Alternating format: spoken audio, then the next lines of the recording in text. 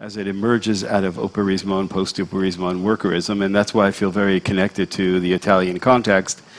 I've come out with 3 books recently in the last 5 years called The Psychopathologies of Cognitive Capitalism. I worked very, very closely with Franco Berardi, amongst many other people, but he was included in each one of these books. And I just finished a book called The Glossary of Cognitive Activism with Chiara Fagoni at Archive, which is being released at the Print and Matter Book Fair in New York, coming up in September. And I have a one-person exhibition here at the Venice Biennale at the Zweca Project Space. Hi, I'm Clio Nicastro, and I have a background in philosophy, aesthetics, and film studies, and currently I'm affiliated with ICI Berlin, and I'm based in Berlin. Okay. And I was their stipendiary fellow from 2016 to 2018 within the core program Errands in Time, where we also tackled the topic of amnesia, nostalgia, and like all these topics related to temporality and how to read historiographical problem. And I worked on Abi Warburg during my PhD, and then as a postdoc fellow, I started investigating the notion of empathy, which today I will try also to put in connection with amnesia. And yeah, I mean, my interest with this concept of empathy came from film, and first from the work of Harun Farocki. And I also then worked on Philipp Schäffner and Merle Kruger's cinema and Adelina Vintiglia.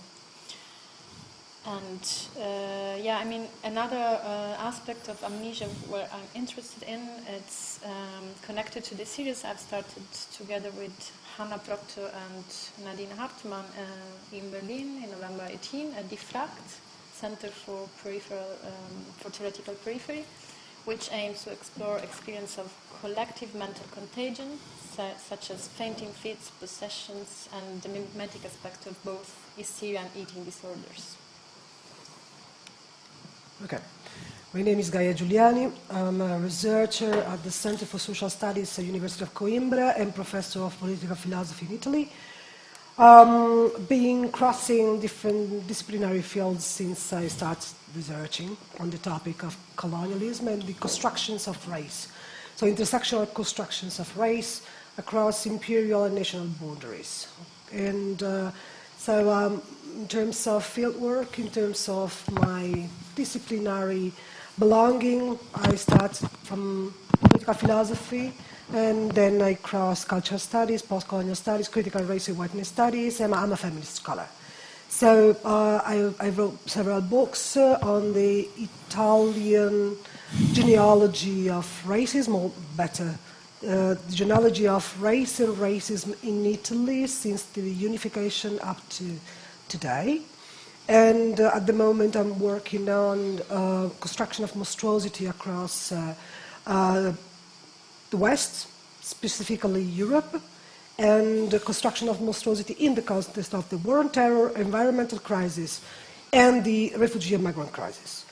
I've been participating to Amnesia, which is the project that Lucrezia and other colleagues and friends have organized in Milan, and revolving around different genealogies and iconographies of race across colonial and post-colonial times in Italy. And at the moment, the PI of a project on which title is The Othering, and it's about the media representation of migrants and refugees in 5 different countries in Europe. So I'm a no-border activist. And my paper, my focus today is about, and I'll show you in which way, is about the chronotype of the boat and the difference between the slave boat, the slave in the time of slavery, and the boat that supposedly brings migrants and refugees across the Mediterranean to land in Italy. And I'll start from this picture, suggesting a connection to end with the same picture suggesting disconnections through an analysis of the colonial archive and the iconography of monstrosity. Thank you. Whoa. So we have, I think, many different positions, and this is also something which was interesting. We discussed about it before. The fact that also the pictures that Lara sent about amnesia cover such a huge and wide spectrum of concepts, while after I've listened to you, I think we cover very specific areas, very different from each other. So I'm very curious to see how we can merge finally, or find a way to cooperate on or say something which may bring to something more. Maybe that will be interesting if we also follow up a discussion about how do we position ourselves in the topic, or in our position of researcher or practitioners or activist or artist, because I find, at least this is maybe my problem, I find always problematic to be the white dude coming from Europe who discusses issues related with race, but then also with class, with gender. You know, I'm in a very easy position. I'm in a kind of ivory tower, and well, I think I think it's always a question of being whether your analysis is first person or third person. I think if your analysis is based on your own experience and something that you actually went through in your life, then I think it's problematic. But if it's third person and it's based on objective methodologies that are have a kind of have a kind of, I don't want to say scientific, because I have problems with science a little bit as well, but let's say a kind of a scientific methodology, then I think it's not as much a problem. I think it's very interesting because my experience is that I got a methodology as an art historian, and the process and the path I went through helped me to discover how the methodology is a political construction, and how disciplines are political constructions, are narrations. And my experience is that using art in Africa as a case study, I problematized my own discipline, the way I was educated and the way I was led to see the world. Absolutely. So that's maybe a point. That's absolutely. I really believe exactly the contrary. As a feminist colorist, I really believe that I need to position myself in whatever I write, whatever I study, because the way I study, the connections I make are very personal. I don't want to get to any sort of truth. I don't believe in truth. I believe in political positioning. So my position is always very clear, crystal clear, and is very accountable, responsible, not universal and personal, which doesn't mean that it's not accurate or rigorous. That's why I don't really believe that we can keep the opposition between science or a scientific rigorosity and this kind of problem of being the white dude in a struggle field in terms of, don't know how to weigh the idea of knowledge production as a battlefield, right? So I really believe that first of all we need to understand what kind of tension is going on between the way we are perceived, what we produce, the knowledge that we produce, and the knowledge we are immersed in. Yeah, of course. Yeah, and actually, like my interest in the concept of empathy came precisely from this methodological problem, because I think that, for example, this idea that one has to empathize with the object of research, or this, like, of course, reflection on, like, the distance from the research object, it's something that one needs to question, like, basically constantly, in the sense that, of course, like, empathy, it's also can be and I think that especially within a political context can be often a projection of just our experience or our intentions or expectations. So of course it's a kind of fragile concept that needs to be questioned, because otherwise it's of course implies also a hierarchy we think that we are not using in observing a specific object or interacting with other subjects. But I also do agree with you in the sense that maybe thinking that we can't place ourselves within our research in first person then implies that maybe we can't combine a kind of attitude as activist and as researcher. So I think it's important to try to balance it. That was my point. I was agreeing with you totally. That's what I was saying. But anyway, just to say. No, but it's interesting. I mean, yeah, it was just totally. But, I have a different idea. But, let me tell you a little bit more about myself. So I started as an artist, but then I studied neuroscience at Caltech. Then I became a medical doctor, and then I became an eye surgeon. I was professor of eye surgery at New York Gaia Ear Hospital and Mount Sinai Hospital in New York City. I did that for 6 years, professor there. And then I went back and studied architecture, got a PhD in architecture. So I'm coming from, but all I can tell you, no matter what you guys are talking about, I know I'm very well versed in post-structuralism. I'm very well versed in these kinds of discussions that we're having, that you're having, whether it's post-colonialism or feminism. I'm extremely well read in these things and I understand these. But I will tell you that when you're doing an eye operation and you're going into someone's eye and you have to cut the eye, you have to put the patient to sleep, then you have to numb the eye, then you have to make incisions, a series of incisions in the eye, then you have to go into the eye with a special phacoemulsification device, and you have to take out the cataract and you have to put an implant in. You better believe in science. If you don't, it's just not possible not to. It's fine within the humanities to discuss these kinds of these conditions, but I think when you come to being, if you're somebody who, like myself, has actually operated on a person, and these kinds of steps that you go from one step to another to have a perfect operation so that person can see after them.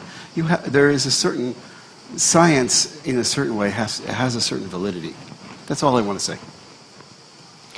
Well, I really believe in science, but if I can make a provocation, also Cesare Lombroso believed in science. That's positivistic. That's a difference between activist and positivist science, and I definitely go along with that. Okay, but that I do believe in science. And I do believe that what I'm doing is rigorous. And when I go back to history and I need to read reports, archives, and data, okay, I do believe the science is rigorous and is necessary. But we know very well the science is an object. Knowledge is an object.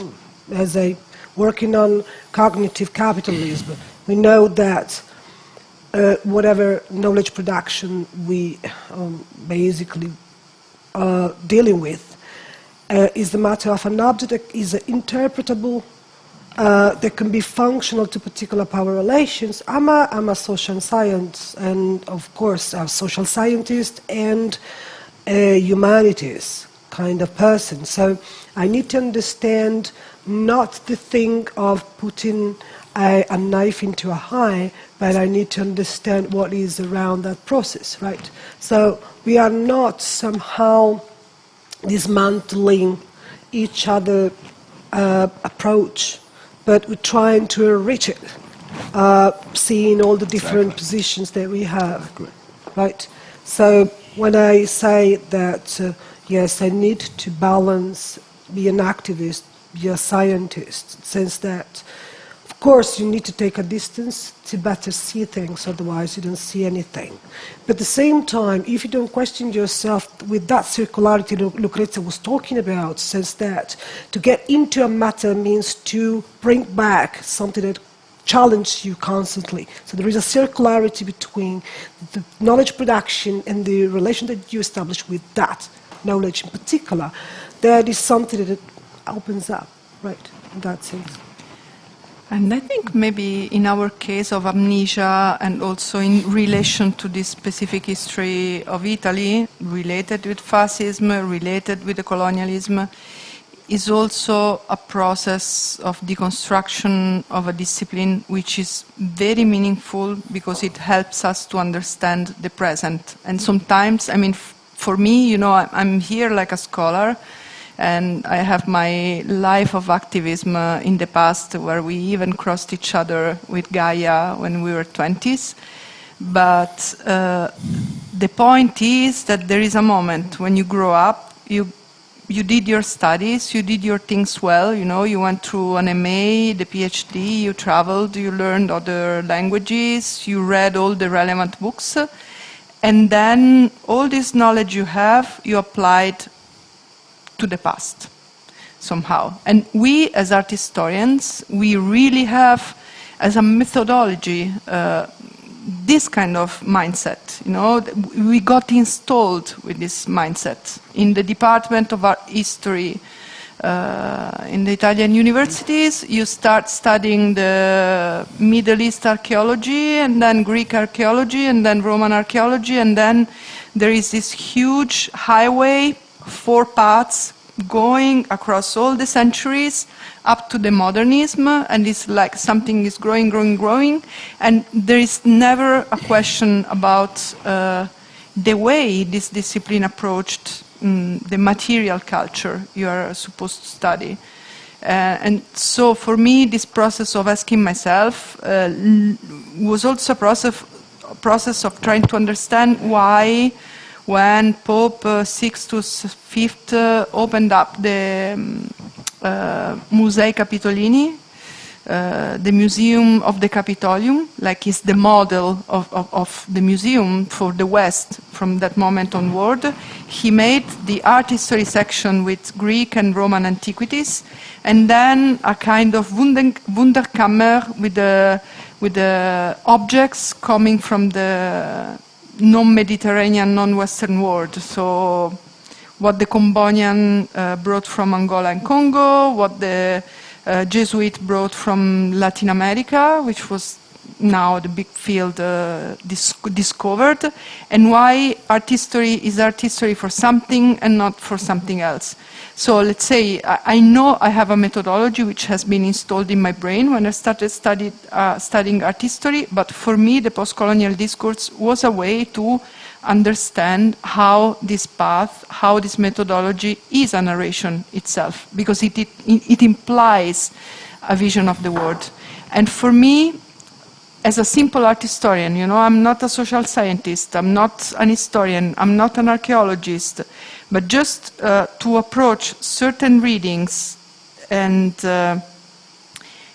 use the production of art of the present to understand the past of our history as Italians, and how this past, the colonial fascism, was totally forgotten, was like an empty ball in our recent narration, was very interesting, and was something that I couldn't have done it if I didn't have already deconstructed the way art history is built up, if I didn't go through certain readings, if I didn't reshape my gaze.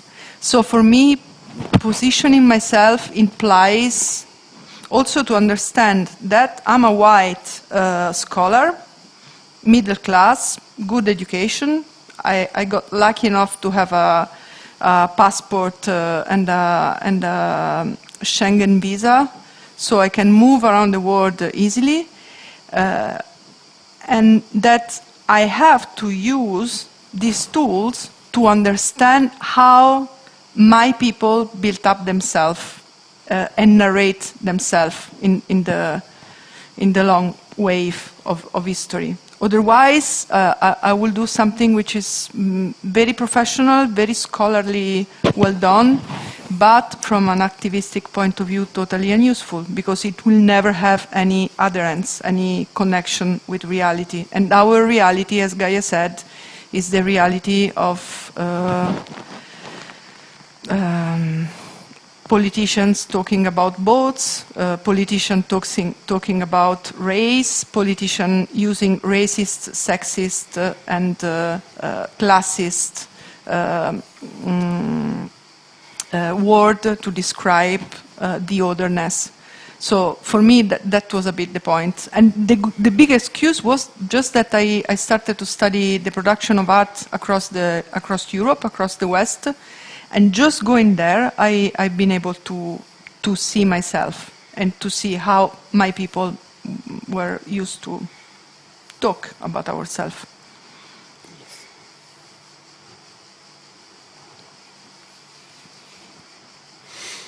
Well, yeah.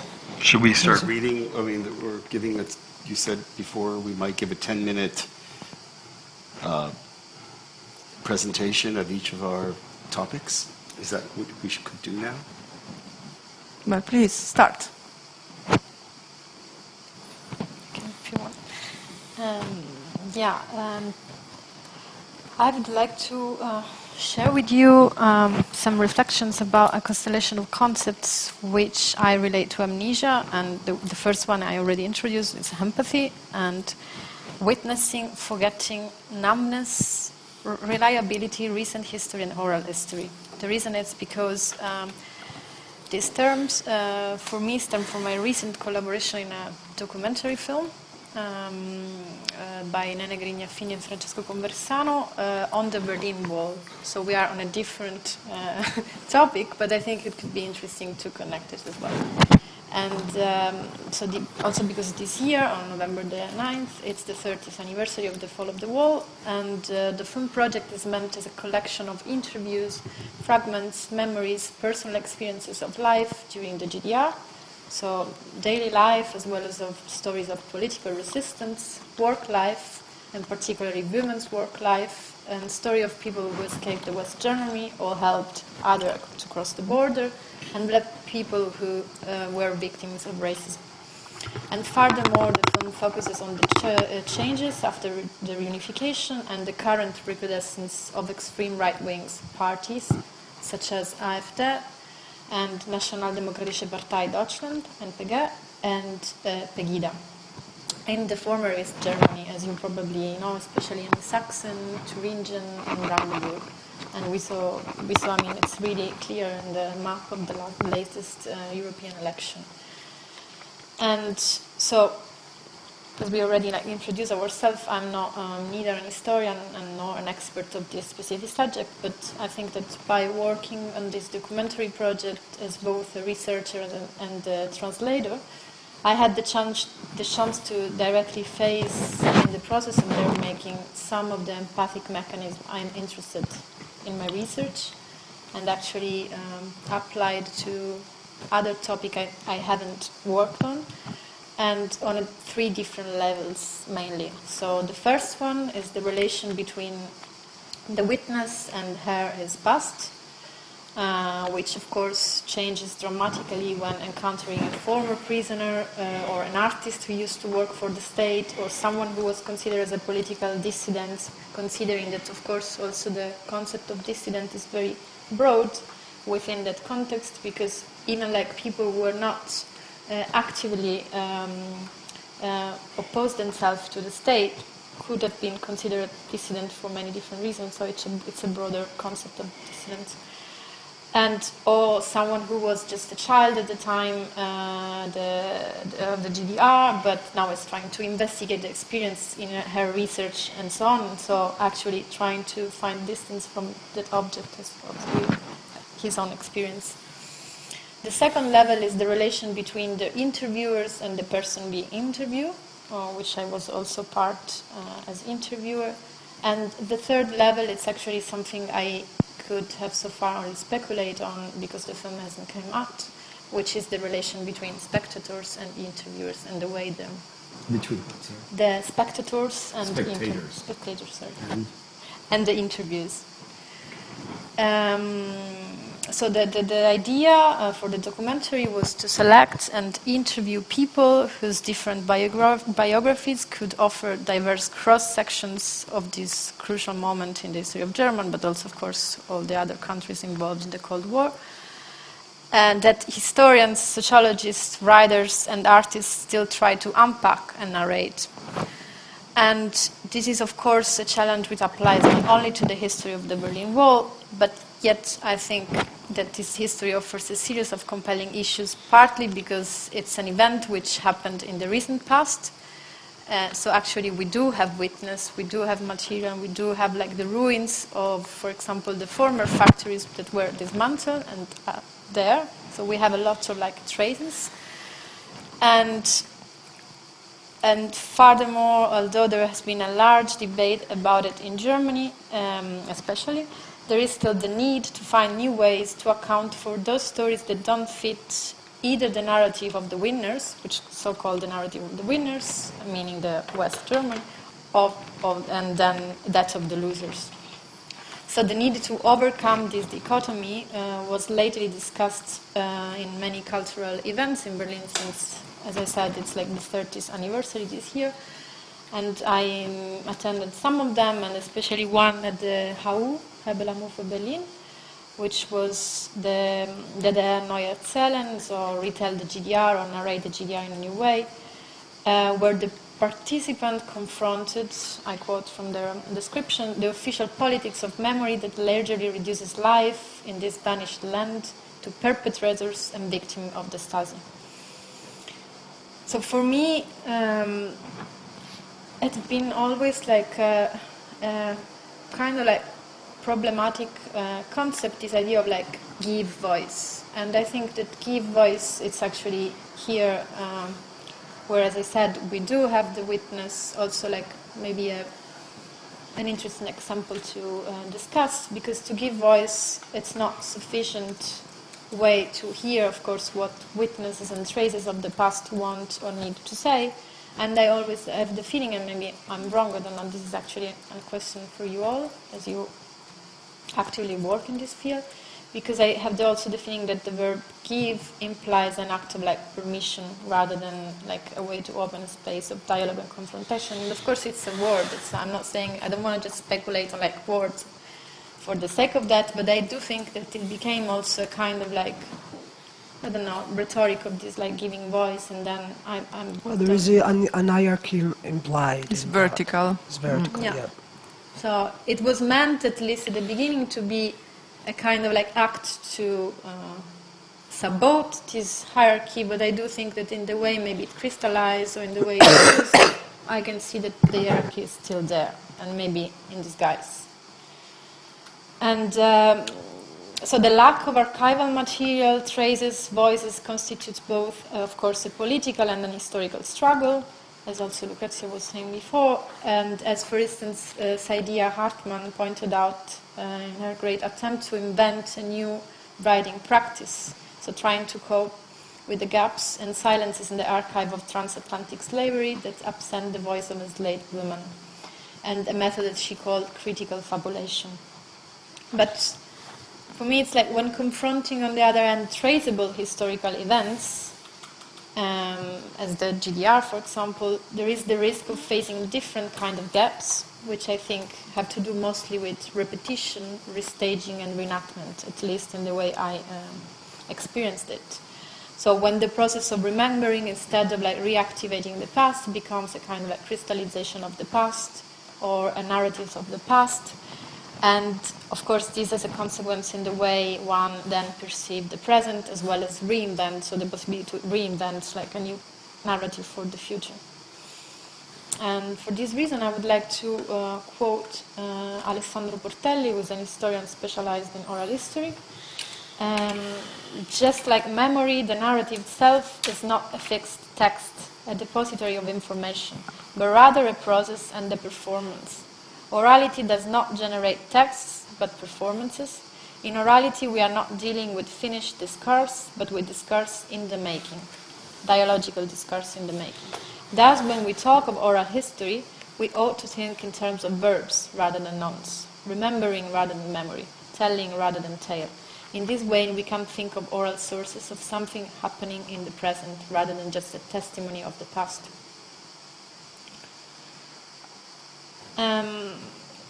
I would like to, as I said, for me it's it's really important to just exchange this thought and start thinking on this concept, but I just want to give you some example, or I selected some of the people we have interviewed for the film that can maybe offer some examples that shed light on these twines between memory and narrative, repetition and crystallization. But I'm not gonna give details of the characters because the film is not yet ready yet. So we did interview the current director of one of the most important prisons in the former East Germany, which is still active today. So, and he used to work there already during the GDR, and then he became now the director. And he started working, as I said already, in the GDR, and he especially witnessed the detention of the citizens who participated in the so-called Friedliche Revolution, the peaceful revolution, where several mass protests started at the beginning of 1988, 1989, and then till the end, when the fall of the war. And here it was interesting to see how the director of this prison built a kind of double narrative of his past, which it could sound obvious, and maybe it is, but still seeing it was quite strange, because he only played himself as an actor, as an I, starting from the moment when the protesters were arrested, criticizing this moment when they were forced arrested. And he, before meticulously described the history of the prison, both as it was under National Socialism, because it was already there, and during the GDR, but describing these two moments, even though he was already there during the GDR, he was completely invisible in that moment. And he came in as an actor during the protest. And it was if we're looking at it in a good faith, it was clearly and truly supported those persons, and thinking that it was completely an act of violence to arrest them, but was still very tricky to see how he then suddenly pop up in this history. But in terms of, for me, it was just completely on another side in terms of how to how to understand and how to access the witnesses.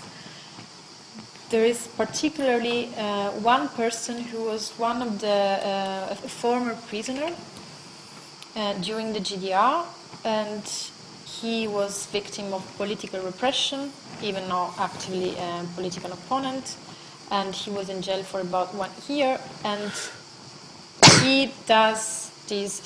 He repeats his experience, and he tells his experience both for schools and in a memorial site. And so he was really detailed, but completely.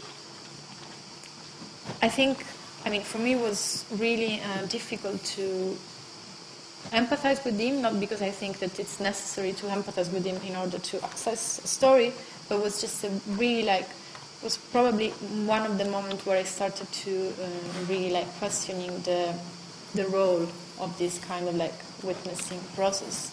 And from there, starting to think about all these objects that we have in this case, but we can't really access somehow.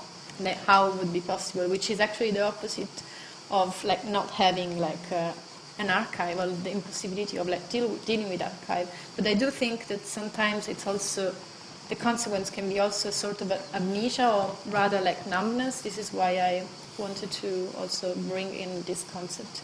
And I know it's a huge topic, but I think it's also worth to try to think how it would be possible to rethink this concept.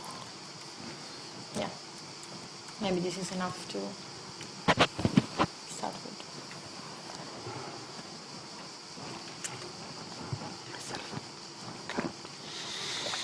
Well, there are so many overlaps. Not kind of direct overlaps, of course. It's more like a reflection on a number of things and epistemologies, I guess.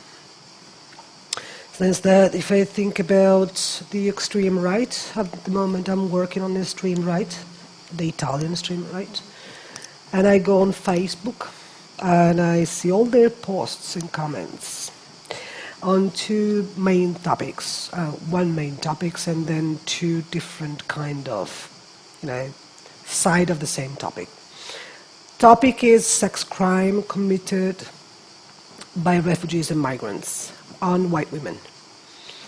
So one of the argument or the discourse which is strictly related to that is the color of the nation. Which one is the color of the nation? So these women, what kind of, what's the reason to mobilize these women in a semantic field which is not about their bodies, but is about the nation? And the second is a sort of a construction by contrast of the imagined community, which is the imagined community of the nation, through the deprecation of the barbarity of the other. So I'm working on that, going through journal articles, newspapers, pictures, and trying to do the same work that I do with the boat, in the case of what kind of reminiscences are brought up from the colonial past, and in the sense that there is another kind of convergence. You were talking about amnesia, I can talk about the memory of the future. Memory of the future is pretty much related to an apocalyptic scenario, which is not even the future now, it's present. So we have an apocalyptic scenario now. So all these images about the boats landing, so the idea of the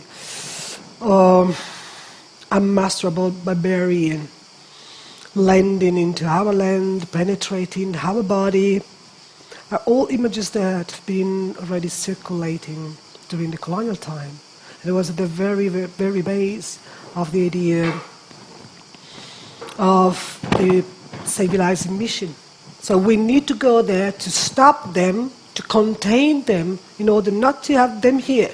That was the main narrative during the missionary endorsement of colonialism.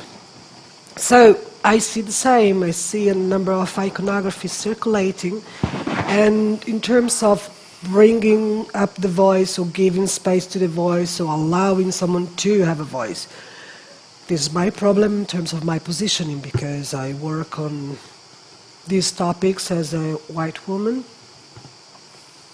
and it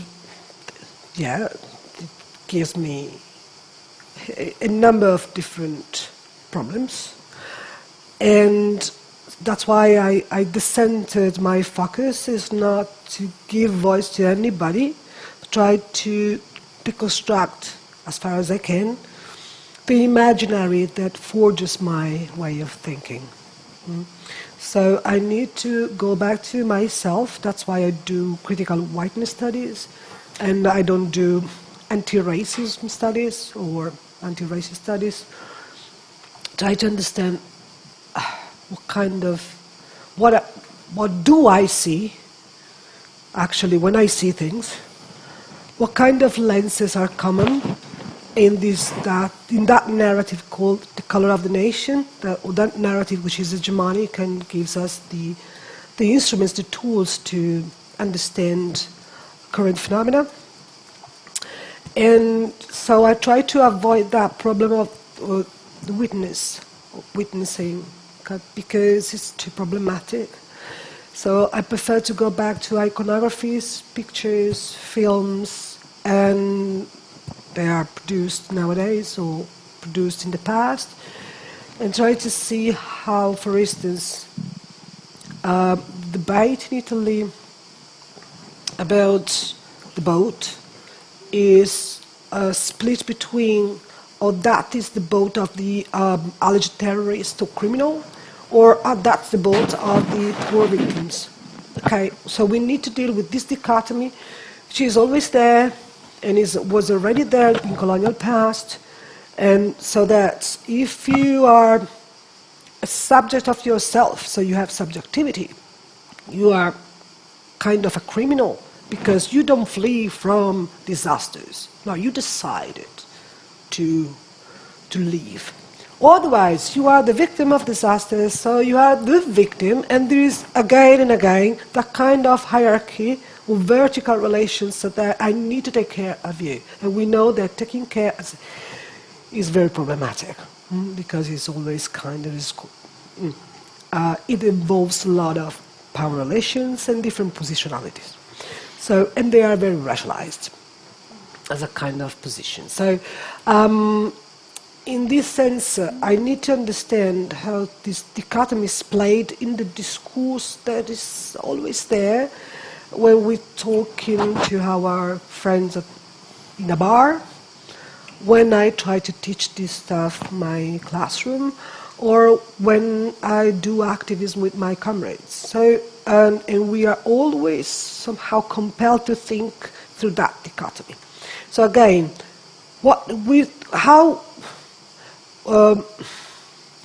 the testimony of someone can emerge and make difference if we are stuck with that dichotomy. So I need to go back to the colonial archive to understand which kind of images we are still using to deprecate people emotion, or the emotion of some people. Which people? Very particular people, because as Lucrezia said, we are lucky to be white, European or American. We can move kind of freely, and we don't get immediately racialized, which is not even true. But I mean, there is a big difference. I mean, with other people. So when you move across boundaries, across borders, is the line of the border itself that constructs you in the particular way. And that line is full of meaning. It's like a semiotic line. So it tells you what you are. If you're black, if you're woman, if you're queer, if you look like a Muslim or whatever. Okay? So in this case, I need to go back to that iconography and understand what is at stake now. And basically, which is the end of my paper, I mean, that picture, I mean, in the hegemonic discourse, in the mainstream discourse, the boat is filled with criminals or filled with victims. But the kind of most amusing narrative is that they are all victims, and then we need to separate or discriminate amongst them if there is someone that actually is a natural born scum or a criminal. But the idea is like they are the new slaves. But they are not. They are not slaves. They are people who decided, as much as white people do, decide to live, have a subjective trajectory, which is a linear trajectory from a point to another point, and that we are obstructing through a constant rebouncing across the Mediterranean. But these people like to have the same trajectory. We don't know why. I mean, the reasons are many. Maybe to buy something, maybe to have an education, maybe to not to get married, maybe to do whatever we do every single day of our lives. So why do they need to be victims? And in this kind of context, I mean, I always associate the two pictures because it's too easy for us. Chase them back into a cage, which is a very colonial cage, devoid of subjectivity, devoid of individuality or individuation, unable to make a choice, and blah, blah, blah. And all the pictures that I'm analyzing, or the movies that I'm analyzing, are always stuck in that dichotomy. Or the criminals, or they are all good, or they are all bad. No, they are not all good, they are not all bad. So we are talking about what it means in our times to have subjectivity, I guess.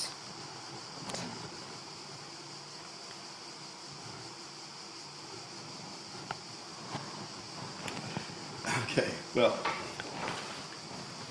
one question I would like to ask you before I go on is okay, so what I didn't follow is the topic here is amnesia. there was a lot of implicit amnesia in what you were saying, but maybe you could make a statement more explicitly. Yeah. Yeah. Amnesia. I can go back to the historical debate on colonial amnesia, which is a very hot topic, but is not that much discussed outside academia, I say. Since that, for many years in the historical debate on colonialism, especially Italian colonialism, we were talking about amnesia like, we don't remember. No, actually, we do remember, but then there is 3 different levels implied here. First is the institutional level. So there is a political responsibility about what we remember and we don't remember, which hasn't passed through, for instance, school books, textbooks, a political debate, stuff like that. The second level is what kind of objects, colonial objects, whatever they are, even emotional or very related to affect, have been circulating in public or in public spheres. No one says that many of the video artists that we know, or documentaries we know, filmmakers, now are scratching the surface and going to personal archives. They go to family archives to find the pictures because they haven't been socialized. And then, of course, there is the individual level. The individual level is in relation with the other 2 levels. And so it's not about amnesia. Some scholars call it selected memory, so that we remember that we have been building streets and bridges, but we don't remember the gas, the air fights, we don't remember the massacres, we don't remember the mass violation and rapes, we don't remember these things. But we remember just that we were there to help them, because we were miserable as much as them. A very nice narrative, a very easy narrative. So some of scholars we work with call it selective memory. Some of the scholars talk about a sort of an elliptic movement, so that never disappears, that memory, but is far away. At some point, then it resurges. It's kind of interesting. And then otherwise, they talk about the eclipse. So there is something that actually is interposed between the object or the memory we have and what we see. So, for instance, I guess the clearest example of this kind of eclipse is the issue of the unveiling the women, Muslim women. So we went there to save them from themselves and all this kind of things. We know very well. So, in which way amnesia, or let's say a critical approach to amnesia, is connected to my topic, since that when we talk about the boat in this specific case as bringing here or criminals or victims, it's pretty much related to this kind of colonial construction of otherness that we are raised as if what we see or the way we see it now was new. It's not new. I mean, our view, our gaze is so enmeshed with that kind of imaginary iconography, and to better understand the way we think, we should be able to deal with genealogies, and that would be much more interesting in terms of having a higher awareness of what we are and why we are such today, in a relation between past, present, and future. And at the same time, it would be, I'm not saying more inclusive, because we know that a higher knowledge or a higher awareness doesn't mean immediately inclusion, because this is very clear for the history of immigration in Italy. So we have been migrants ourselves, but we don't see the others coming as somehow similar to what we used to be. We still are. I mean, we don't live there. Yeah. So, so it's not that higher knowledge or kind of a deeper understanding of our past is this only solution, but it's the very first step. And at least it opens up spaces for discussion and somehow cracks this kind of very homogeneous space that we have in terms of, let's say, the possibility for different voices to intervene in our space, so or the space of the knowledge production. That's it. So I hope I responded. Yeah. So my topic is a lot different than the rest of yours, and I hope you will find it interesting. But I want to start with a quote, if you don't mind.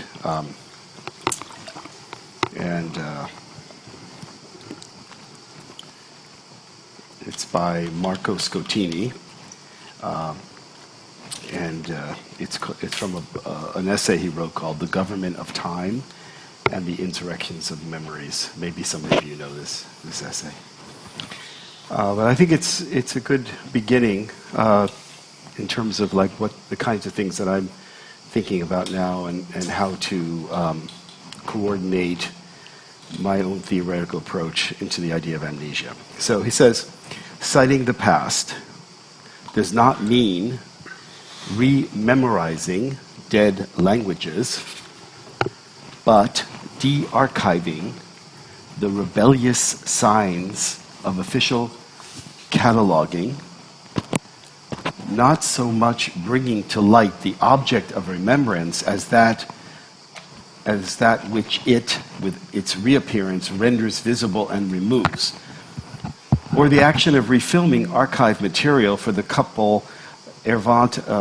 Giannikin and Angela Ricci Lucci, does not mean looking for something in the draws of the past, but reactualizing the virtual in the celluloid that an anonymous eye had already captured. And framing that which happens on the margins of the frame means rendering visible for the first time that which was there without being there, something in the state of invisibility.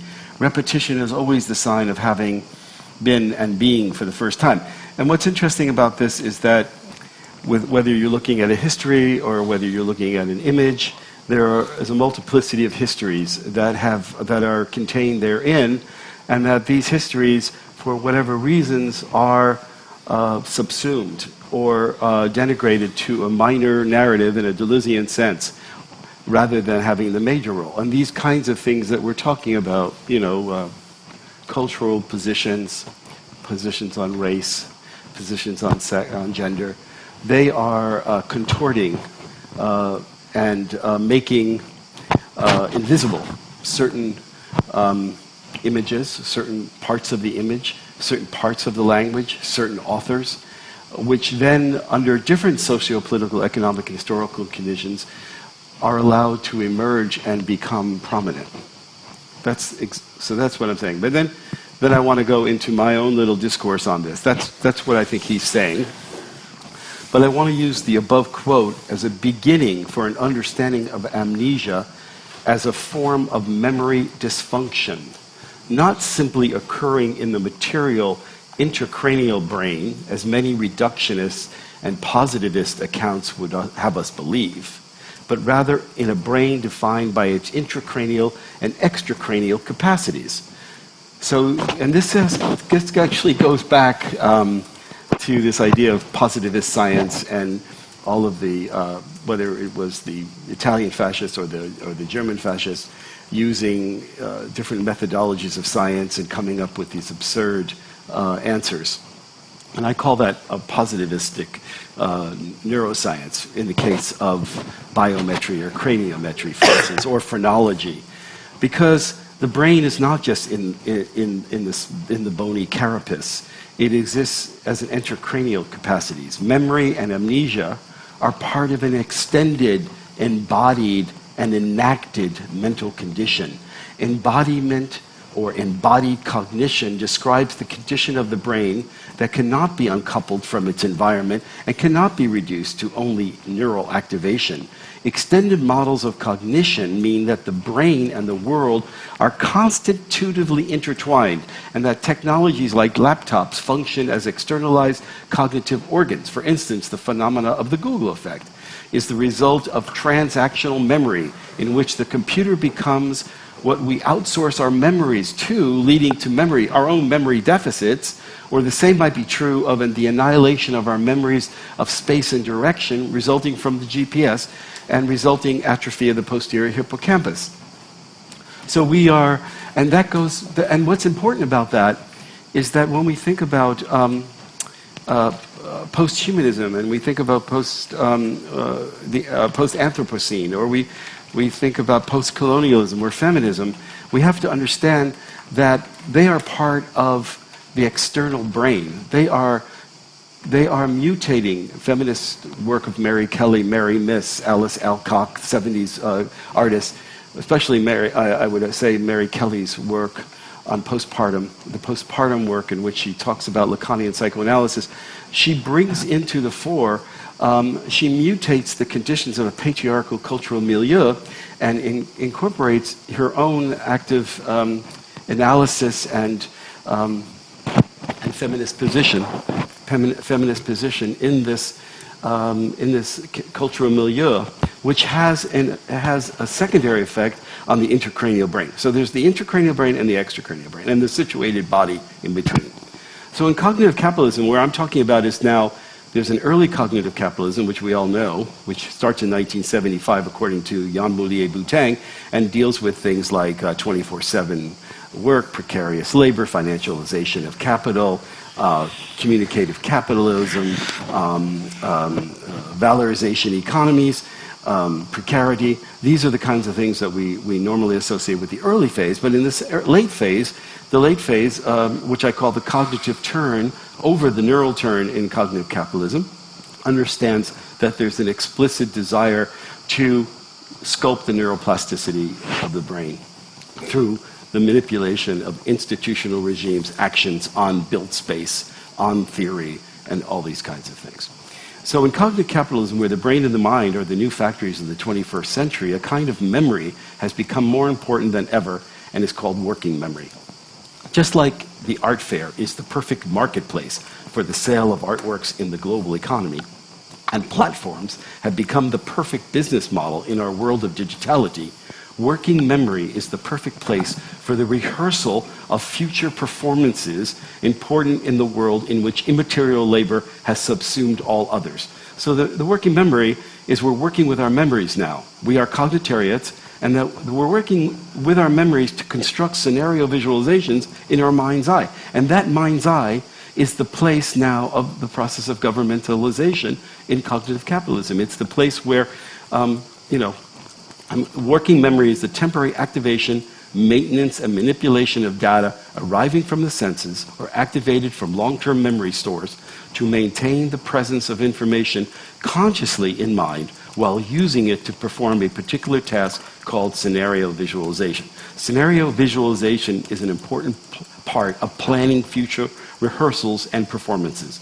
It is sometimes, and you all know what this is, it's more than just thinking about your bedroom and home. Like you can all imagine what your bedroom and home looks like, or your living room or your kitchen. We can do that from here. We don't have to go and look at it. We know it.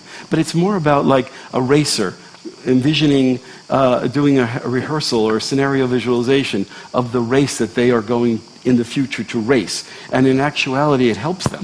It actually improves their performance. Yeah?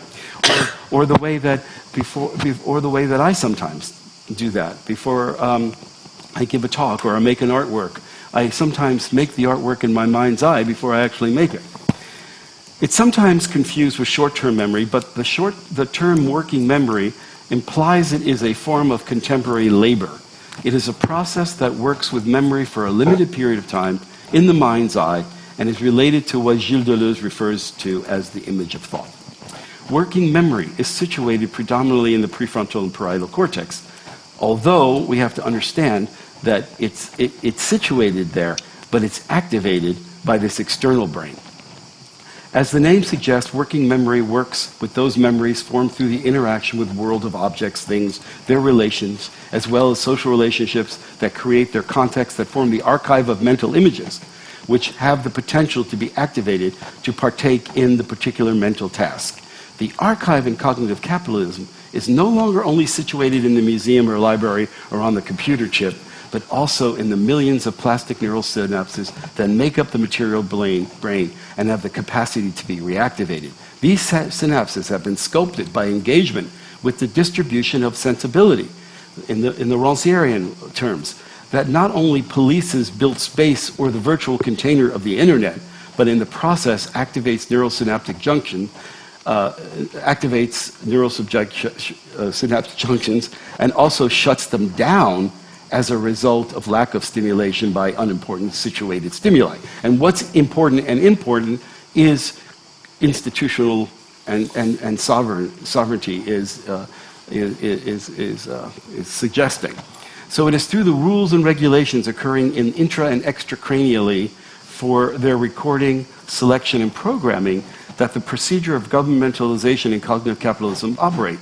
Governmentalization transforms and redirects its focus from the body, as in biopolitics, to include the brain and mind, as in neuropower and neurobiopolitics. Working memory constitutes the essential component of self-governing and the endocolonization of thought.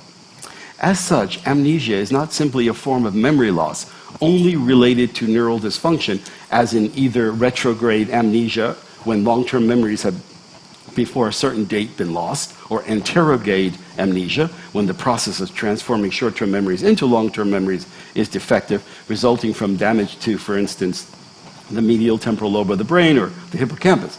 No one can dispute that memory loss does occur due to trauma or stroke, as the above examples concur.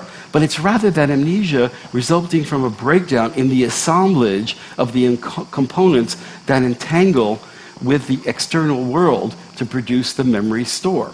The brain we are referring is based and extended and embodied model, as already mentioned. It connotes both its intracranial matter, consisting of neurons, neural networks, and the intracranial composition composed of objects, things, their relationship, and social communicated relations that form the milieu.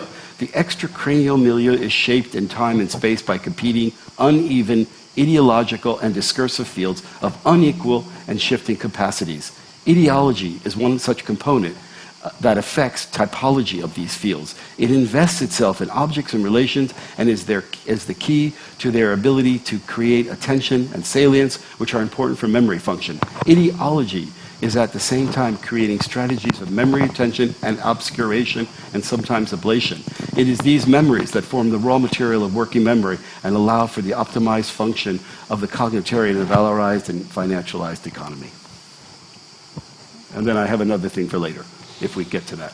Yeah, can I? I think we should get to that. Yeah, go ahead. Yeah. Well, in that sense, it's very interesting what you said at the beginning. Now we were discussing about how position towards the object of knowledge. Well, if we reread that idea of being in proximity or at a distance and stuff like that through post-human idea of interactivity, for instance, so Karen Barad. Yeah. Yeah. So we understand that actually we cannot be at a distance because we are already immersed in that. So being extracranial, memory or working memory is already connected to the discourse you were talking about, somehow not just connected, subsumed by that discourse and made it functional to capitalist exploitation, for instance. Okay. So I see a lot of overlaps between the idea of the cognitive turn and my work, for instance, on memory.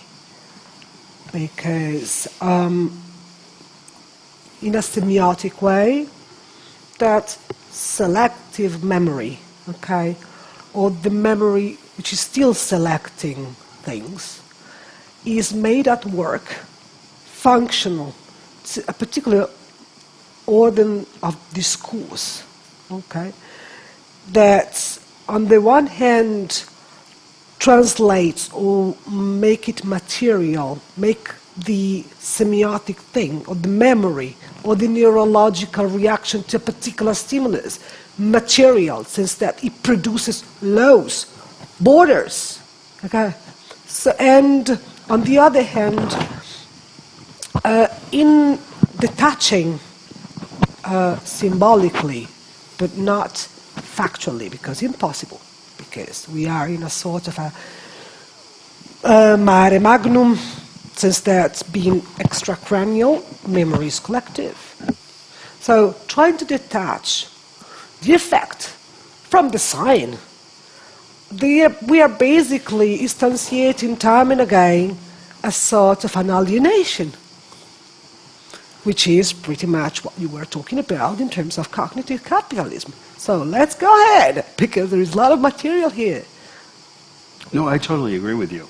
And that's what, I mean, I was thinking the whole time, but I didn't want to, like, until I'd given my talk, I didn't want to say that there were definite connections. And I felt that same way. And of course, Karen Barad is a very important inspiration for me. And I didn't, you know, the thing that really links me and Karen Barad, I would say, would be the situated body, the situated body, which is an intervening between the extracranial and intracranial brain. So what does that mean? So for instance, the fact that your eyes are 4 degrees apart allow you to see depth perception, right? Because the 2 visual fields of each eye overlap. And it's that overlap, what's called anomalous retinal correspondence, that slight anomalous retinal correspondence that allows for the visual depth perception that you have. That's so the body, the situated body, the fact that your eyes are located in this way, we see a certain wavelength of light, whatever it is, allows us to sense the world and experience the world in a certain way. So that situated body is extremely important, you know, and that's extremely important for her as well. But yeah, in the next section, I wanted to talk about historical materialism, because basically, I do believe that Marxism today is not about political economy, but about neuroscience, which is a radical thing to say, but that's what I believe. And I believe we're going towards that as well. You know, it's just a matter of time that the whole economy will be brain-based and neural-based. We are moving away from information and knowledge into brain-based. Brain-computer interfaces by 2022 will generate $1.2 trillion. Artificial intelligence, AI, is based on the structure of the nervous system, whether you're talking about the retina or more complex things, is $1.4 trillion. We have things like optogenetics, cortical implants, all the new technologies, everything that Elon Musk, he has a new company called Neuralink. Why? Because he wants to link the brain waves created by brain-computer interfaces to the internet or virtual reality. So it's not there yet. It's maybe 15 years away, whatever. I hope the longer the better, because I'm definitely critical of all this. By the way, I don't know if it's obvious, but I'm very critical of this. And you know, I do believe Mark Fisher when he talks about right accelerationism and left accelerationism, and I definitely believe that we have to be extremely careful right now, and I don't think people are careful enough. And yeah.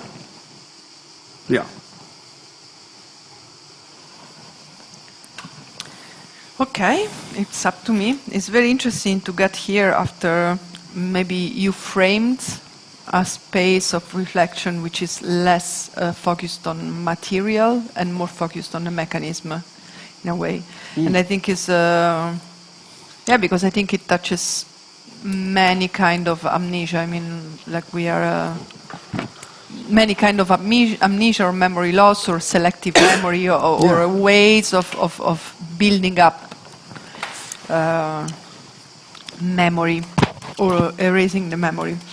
My part of this contribution is focused on, on this research project which we opened in Brera, and I think I need to do it because it's also a collective, project, and I think it's also interesting that it's a collective thing because it is like a door we opened up and which led us to sink in a space of thoughts and images produced in Italy and abroad in, let's say, 30, 40 years. And it's a collective history. So there is this history of selective memory, which is collective, and at the same time, I think there is a collectivity of people who are working on this topic. And it's interesting maybe also to understand why it is happening lately in these recent years. Anyway, our project, I have to mention Barbara Casavecchia and Simone Frangi. We are colleagues in Brera. We are friends. We are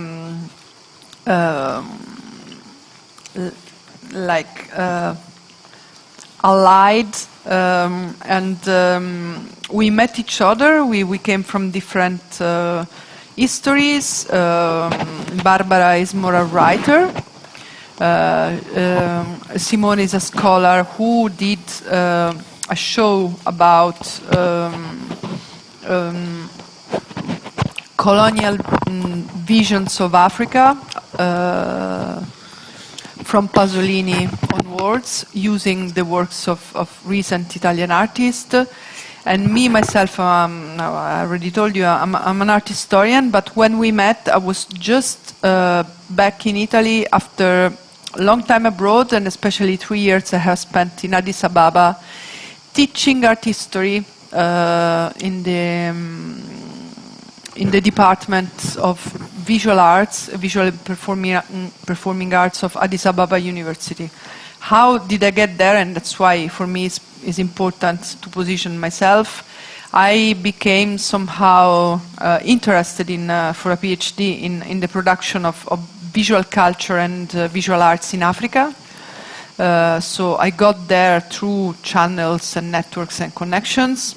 But my point of view was to try to understand how to make a global history of modernism in art, which could deconstruct the centrality, this dogmatism of the Western modernism. So for me it was interesting with the local artists to think about conceptualism, talking about Helio Itisica from Brazil, more than about Joseph Kosuth. So let's say socially engaged political conceptualism, warm conceptualism versus a kind of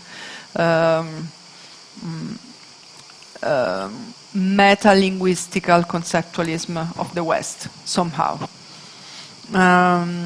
Who am I to do this? That was for me the point. That's why I like to position myself. Anyway, when we met in Brera, somehow we thought about doing something together, and for us was quite immediate to do it, to do a project which could redefine and rediscuss what is a Western city and its communities, starting from Milan, which is apparently a very posh, very rich city with fashion, design, and so on and so on. But which in fact is a city which for its own economy, for its own capitalist economy, embraced communities from all over since the very beginning of modernism. So Milan was the city of Italian migrants in the beginning until the 60s, beginning of the 20th century until the 60s, and then it became the city of many other migrants coming from all over the world. So, you know, you have this idea of the very white city, and you have these huge communities of people from Maghreb, people from Latin America, people from sub-Saharan Africa, from Southeast Asia. They all live together, but somehow these communities are not that visible. And for us, this was a kind of metaphor also of what is Europe. You know, Europe is this space which narrates itself as white Christian coming from this very heavy history of Greek Enlightenment, scientific discoveries, and so on, and in fact is a space of negotiation of communities, cultures, people meeting, etc. So for us it was interesting to do this, and to do this also because Brera is a big art academy. It's like the biggest in Italy, almost 6,000 students, and then almost 1,000 of them are from China and from abroad. So you have these huge communities of Chinese, Iranian, Latin American, all trying to find their space in this very traditional big academy, one of the oldest in Italy, with Napoleon presented as Apollo by Canova in the very center of the courtyard. So, this is a very visible clash between the whiteness, the westernness, and what is really inside the West, and this construction of whiteness.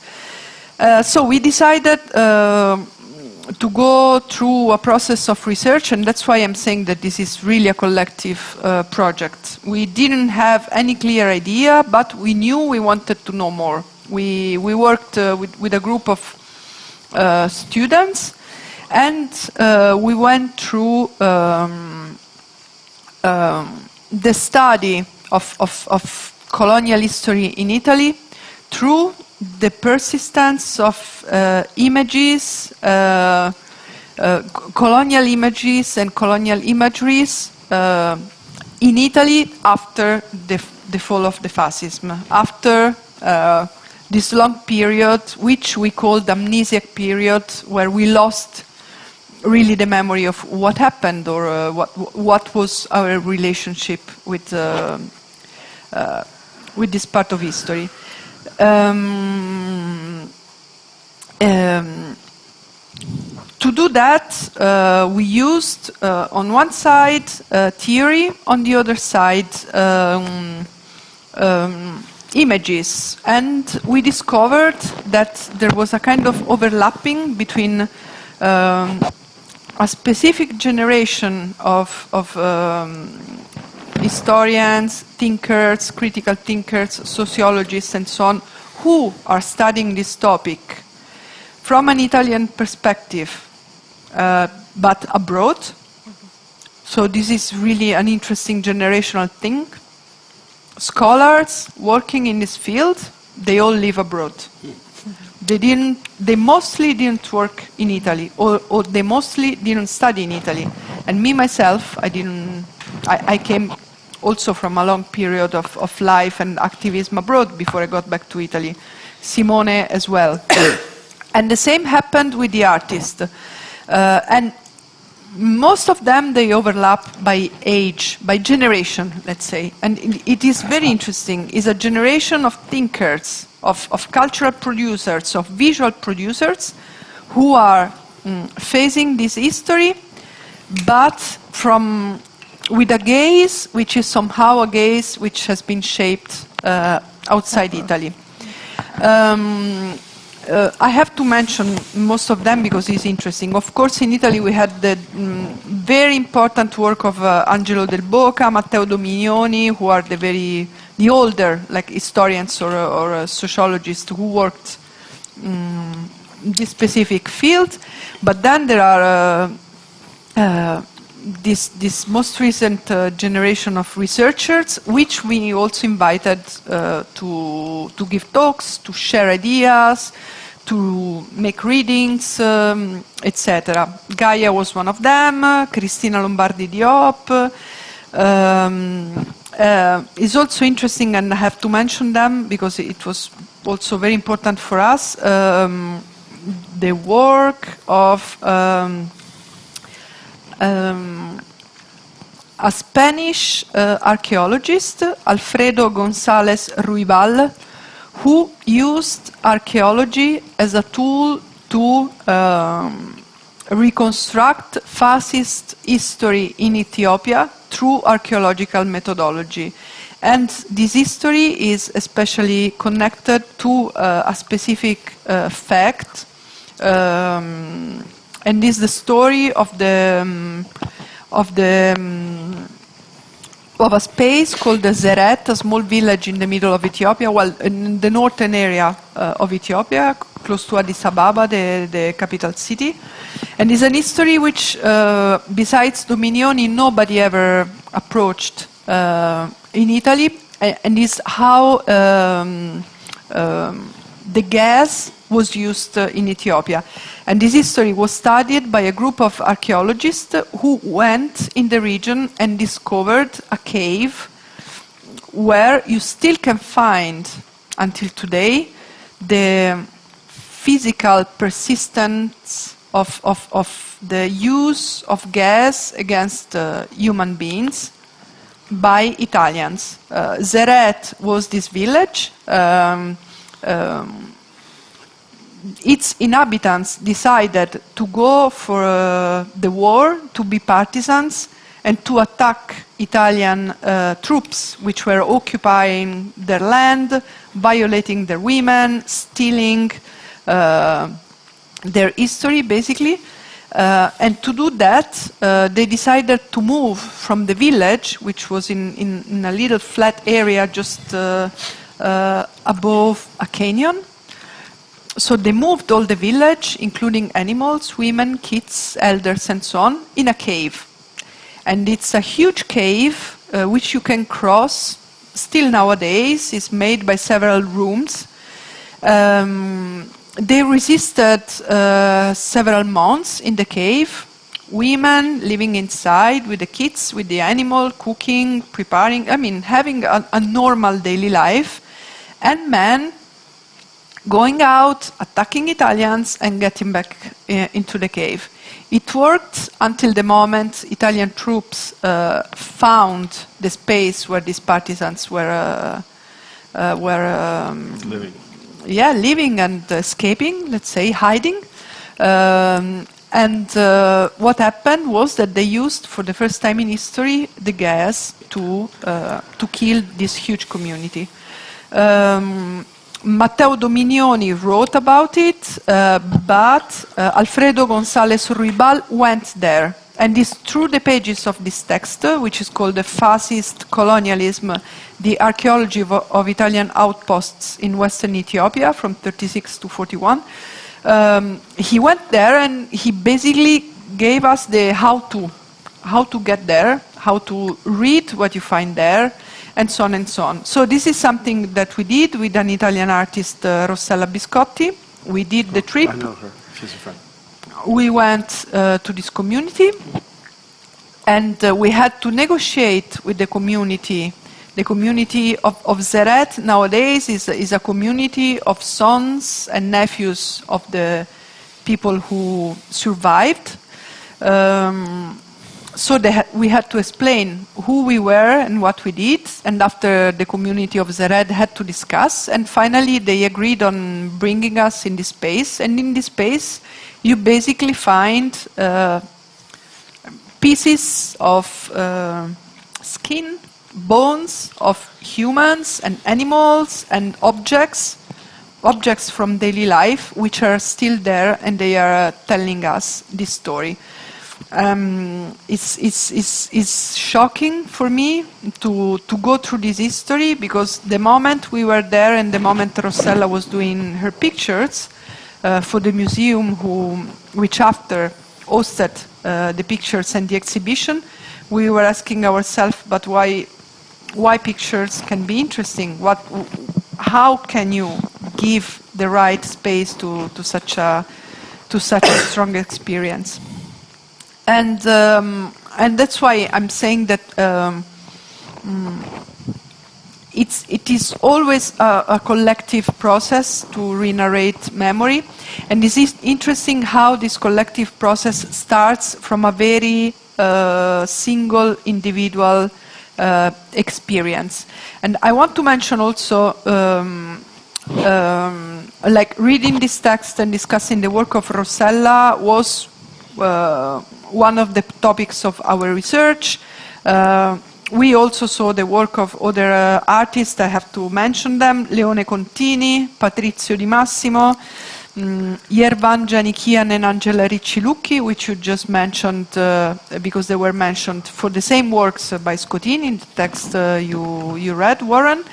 Inverno Muto, Vincenzo Latronico with Armin Linke, Martina Melilli, Muna Mussie. They are just few of the artists of this latest generation who lately approached the colonial history of Italy. And then also filmmakers like Fred Cuornu, Valerio Ciriaci, Alan Maglio and Medin Paulos. They are all people whom we involved in our project by discussing the work, by understanding the meaning of their work, with also tri-dimensional study of history, of visual culture, and so on. I have to mention also Alessandra Ferrini, which was maybe the starting point for us to use the word amnesia, because she did a very important documentary, very important for us, and that's why I'm telling you. For me, personal, individual memory is very important in this process, because it brings to the surface something which is still hidden. Her work is a documentary work called Negotiating Amnesia, and it's interesting because she uses the word amnesia, but by using it, she also negotiated, knowing that is maybe not enough, because, as you mentioned before, amnesia looks like an involuntary process, something which happens by neurological or physical dysfunctions, and not with a will. Like a lack of knowledge to see what you should see, or what you, in the sense. In this, it's true that it's kind of automatic, the lack of knowledge. But when Alessandra discussed this term, and I think this is also what you said, Gaia, I mean, the fact that it's maybe more useful to use the term selective memory, is that forgetting is not totally involuntary in Italy. Because otherwise you erase the responsibility, the accountability for that loss of memory. I mean, we are not talking about trauma in this case. Maybe it could be trauma, but it's more a social trauma. It's not. It's a social trauma, and the amnesia is an individual part, but as a community, as a society, we are not sure that it's totally out of a will not to remember. And maybe this is the point that all of you, critical theorists, sociologists, and historians are trying to make out, but also artists. I mean, so Michael Haneke explained it very well. I mean, that movie is amazing. As we're talking about someone who has not kind of direct implication with the colonial past, but he acted as a person who could benefit from colonial power relations, and that's why at a certain point in the film someone revolts against him, but he has no direct implication, and that's the experience we all live. So getting back... One thing I wanted to say also was that I wasn't implying that there is another kind of amnesia, of collective amnesia, that doesn't have anything to do with the brain at all. Okay, so there is this connection between the external brain and the internal brain. I was just kind of giving you my expertise, but in reality, outside of my expertise, is this collective memory that exists because of the way that social relations, communicative relations are dislocated and organized and become unreadable and ununderstandable. I mean, that's something beyond my expertise, but I realized, I just didn't want you to think that, in fact, I was mapping out the whole field. I was just telling you my expertise and communicating what I know. But of course, it's, these things can exist without me, without that. Okay? Yeah, of course. Just wanted to clarify. No, but it was useful that you mentioned, Yeah, thank you. For us it was very useful that you mentioned. And also I think the personal experience versus something that is more collective. Most of the artists, starting with Alessandra, they work on family memories. Pictures of their life in Ethiopia, or the life of their father or grandfather in Ethiopia. These old boxes with images inside, which everybody has at home, but is hidden in a drawer, and it's like there was no collective discussion about it. And from our point of view, the collective discussion doesn't only have to do with colonial itself, with the colonial history itself, but with how fascism evolved after the end of the regime in Italy from the mid-40s onward. Well, also, I think that the key to what you're talking about is not only the basis of how this fascism in its original form manifested itself, but how right-wing populist governments in Italy are using the same methodologies or this same fascist imaginary. But that's exactly the point. Cultivating. Yeah, that's the point. The point is that the regime ended, but fascist mentality and politics and approach just transformed itself into something else, but persisting in our political experience. But this is a topic that I'm really interested in, which is why. And I'm arguing that in terms of what we know, what we were involved with back then, and what you're describing so beautifully, mutated into a kind of propaganda machine. It was used by the Italian government at that time to perpetrate a certain kind of position that they were in.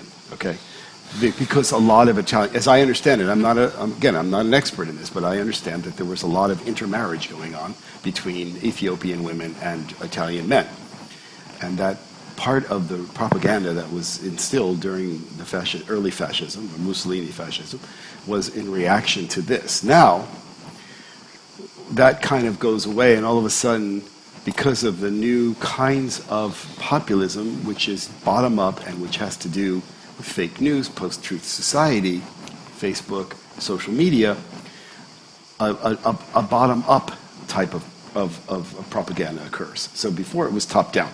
The government officials, people in positions of power, subjugating or subsuming their population with these stories that were propaganda, were fake news, basically, yellow journalism, right? But now it's another process that allows the women's right to choose to become under jeopardy again, the racist imaginary to be incited again. There's a whole set of circumstances that are allowing this dormant, once for a while dormant, or maybe it was always there, but people didn't say it in public. That's I think is very interesting. I'm trying to say something. What do you think? Yeah. That? Well, I'm not that I'm thinking. It's more that scholars are studying this, but it's exactly as you said. Of course. Fascist constructions on one side, and 6 years after Facebook, like those are the two poles. But in between, we had the construction of a nation, of a modernized nation, which passed also through the way fascism was digested and became part of our imagery without being explicit, maybe. And this is also what I think Gaia is studying now. So for us, it was more, okay, we are a so-called white city hosting huge communities of non-white, economical and ethical capital of a country, where one of the ministry are doing politics using Facebook and reshaping the keywords used by fascist regime during the colony. But underneath this, during the colony, I said yes, but between those two poles, there are 50 years of history of this country, and this is maybe what is interesting. The fact that we didn't touch this because fascism transformed itself, just from the mainstream politics to something which was always underneath and was leading our political choices and also cultural production. That's why in this research project we spoke about the persistence of colonial, racialized, sexist, and also classist visions of the empire, because it's something that we accepted without having the shape of mind of reading through lenses.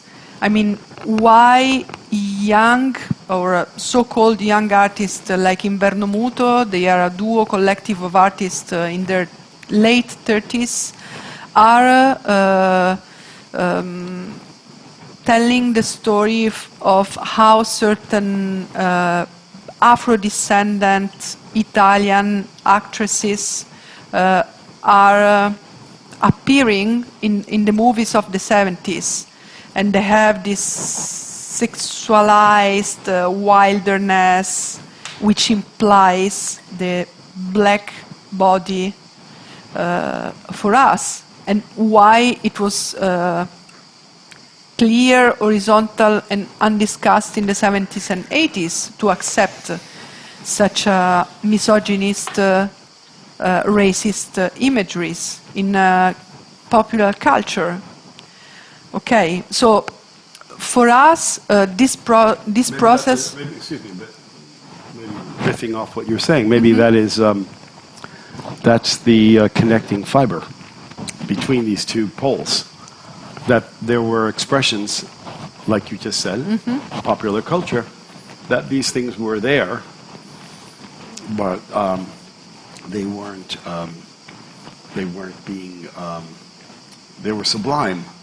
Maybe they were kind of a sublime sensorial material that was there, but no one was interpreting them because somehow how they were, but they acted as a bridge to keep that going, to keep that imaginary going.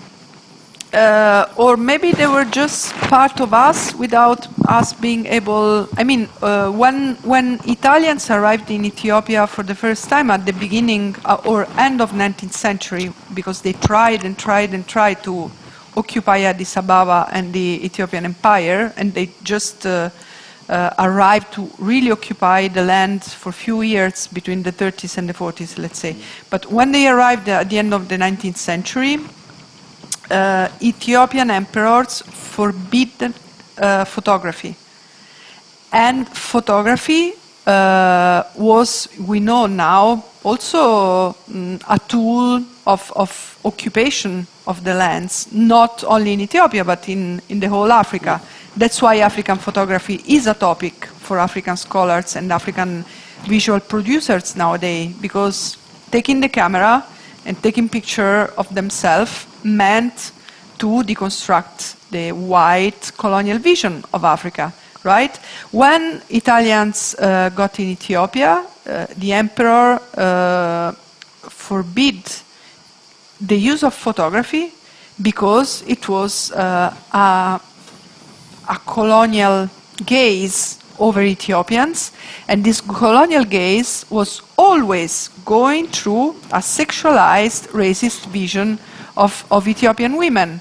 Italians were used to take pictures of women, and here, Gaia, I think they were used to take pictures of Ethiopian women naked, not knowing or most likely completely avoiding the fact that Ethiopians are Orthodox, and that showing the naked body of a woman is something you don't do in your culture, in your religion, because it's just forbidden, you know? So it is interesting, because we've been doing this for the 15 years we tried to occupy Ethiopia. We did it in a very open way during the occupation, during fascism, but we kept on doing it until now.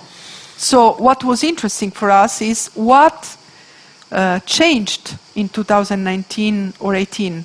What was different? Did we really change or not? And maybe the point is that we didn't change at all, after all. Well, I have so many things to say. Go ahead. It's much. It's much. In terms of, the issue of propaganda and the issue that I would call fetishism. Okay. Since that propaganda, yes, but it's very true that during the fascist propaganda for the colonial invasion, the symbolic components of that propaganda were so scattered and sometimes even conflictual amongst themselves. So if we think about the, Mussolini be at Piazzale Venezia saying, we got it, we entered Addis Ababa, we have an empire, where? Yes, okay. But it was not so linear, never been so linear. So going back to what you were saying, fascism has been changing somehow, getting underneath and then resurging. I don't think so. This is my opinion, of course.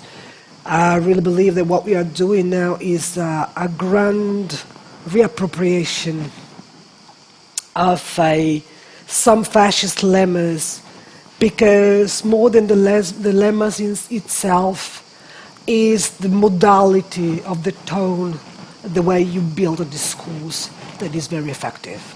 So what Salvini is doing, saying Italians first, which is a fascist thing. It's not about Italian first, but it's about how that discourse is built, which tones it uses, or the way, what kind of alliances it builds through that particular lemma. You understand what I mean? Mm-hmm. So overflowing from the very narrow space of the Lega Nord to the neo-fascist extreme rights movements and parties, and get a lot of votes.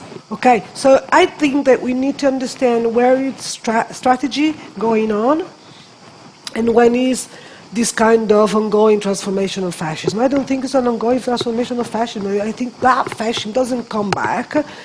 But what we have is another kind of totalitarian idea of society, which, well, we can keep talking about this, okay? It's a very open field.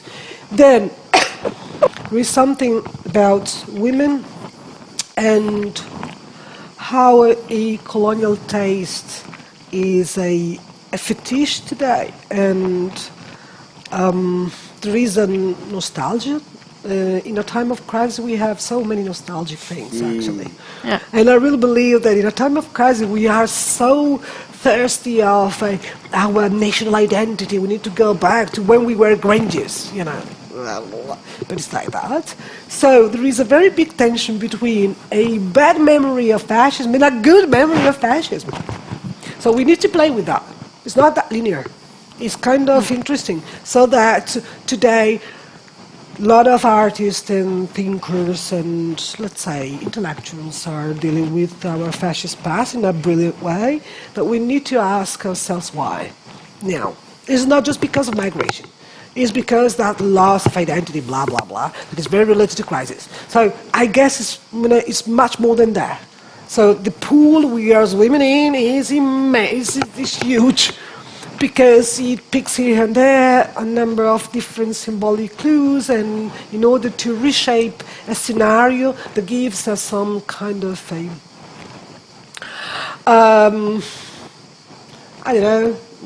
reassurance, for instance, I don't know. in terms of, I wanted to bridge all our discussion because, I mean, it appeals to me a lot because the last book that I've written in Italian, it was precisely about the unruly movements of things. So trying to connect, for instance, human enhancement and fear of human contamination. So on the one hand, we allow technologies to accelerate our life. On the other hand, we are absolutely obsessed with cancer. So, so there are cells that at some point they degenerate in a way or another, producing different effects, but when those effects are unruly and somehow unwanted, we try to picture a number of scenarios about the apocalypse, which is very similar to that scene. So, I mean, I'm showing a picture of Melilla where refugees are on the top of fences. And it's very similar to another scene of a movie that I've studied a lot in the same book, that I analyzed in the same book, which is World War Z, about the first zombie colossal with Brad Pitt and so on and so forth, where you find, for instance, the Jerusalem Wall, with all the zombies trying to piling up and enter the space, the safe space of the privilege, okay, and start eating people, which is pretty similar to all the pictures and images that we get today about all the most horrendous diseases. They are somehow attacking the white body. They come from Ebola, I don't know, to go from Ebola to whatever unknown. So I see, talking about mobility that somehow overflows boundaries that are, of course, biopolitical. They have to do with governmentality, have to do with this sectorialization of space. So the urban space of the wall of Milan and the unruly mobility of a number of things, okay? The trespassing those spaces creates chaos. And it's very interesting the fact that most of the fears of our time today have to do with mobility and have to do with rapidity and something that is not under control. So that's, I don't know, talking about who has the right to move across, who has the right not to move across, hasn't the right to move across. I see that. And I see that the fears of our time are most related to. So even the past, the resurges. I mean, past is very interesting because I read migration across the Mediterranean as a sort of a resurgent past. It's the return of a violent past, which is colonial past, past of individual violences, and so on and so forth. I mean, so many movie directors have depicted zombies, the return of the zombies as a return of the violent past. And when you see pictures of like those, like the boats that comes with all these black persons, or the, I don't know, in Lesbos and in Turkey, filled with Syrian men and so on and so forth, the idea of the cannibals, barbarians who come, which is like, most of the time, compared to cancer, I see that as a return of the violence or the return of the unknown, even when we know that it's not that unknown anymore. But, you know, it has to do with all these things. And it's very fascinating how if we shift from a field to another field, from bodily boundaries to urban borders, to the relation between past, present, and future, there is a kind of a connection between all our discourses. And it's amazing. Sorry, I said that it was long. Sorry. No, it's quite interesting. It's also, I think, another thing that I've noticed specifically or particularly in Italy among because I mean so far we are addressing mostly like kind of like this mass fear about like boundaries, right, and about the unknown. But I'm also pretty struck by the fact that like many intellectuals in Italy, for example, and even like among like the leftist or close to, I think that there is specifically towards this discourse about post-colonialism and also misogyny and specifically often after the Me Too movement, there is a sort of like irritation towards these topics, and of course like it's pretty unexpected. But on the other hand, I was thinking about it while you were saying that this generation of like researchers that are coming closer to post-colonial studies are people who were or either studied abroad or went abroad afterwards. Because I do think that in Italy there is still this kind of like delay, and but within different kind of like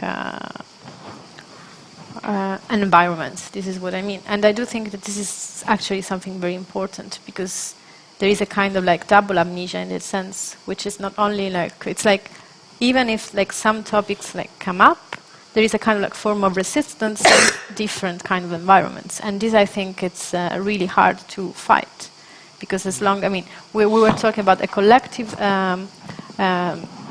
fight against it, but on the other hand, I do think at least this is my experience. I don't know whether it happened to you that like even like people I know well, like unexpectedly they say or they have like some kind of like form of resistance or irritation towards this topic.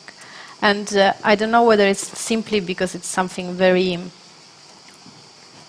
like it's so cultural present, it's present so like strongly that it's hard to fight, or if there are other reasons which are more, I don't know.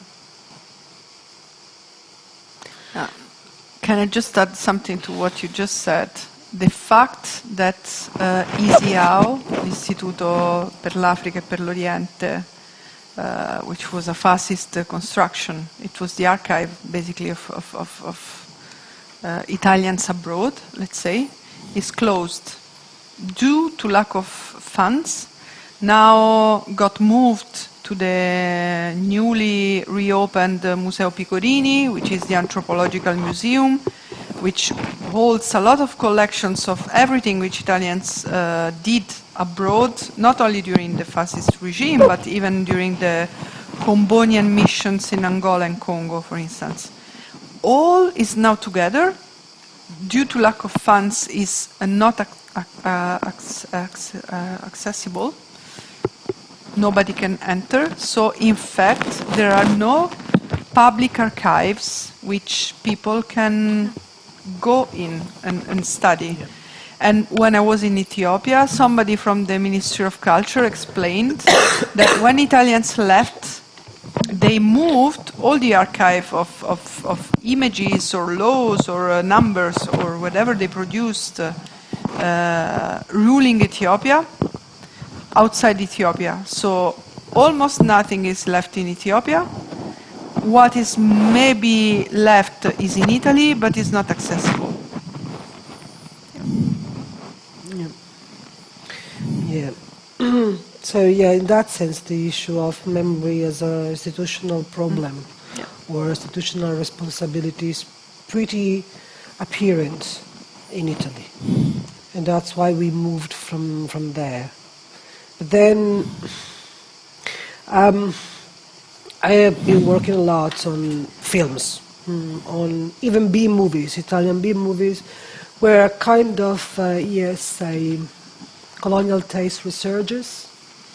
70s, 60s, 80s, even commedia all'italiana, so the comedy Italian style, stuff like that, to see how bodies are mobilized within an idea of the national community. So, and what kind of relation there is with that memory. Mm-hmm. So it's kind of interesting the way we re-articulated that memory through mass cultural products. They were very accessible, were not authorial, just they were not imagined for an intellectual elite, but for the big public.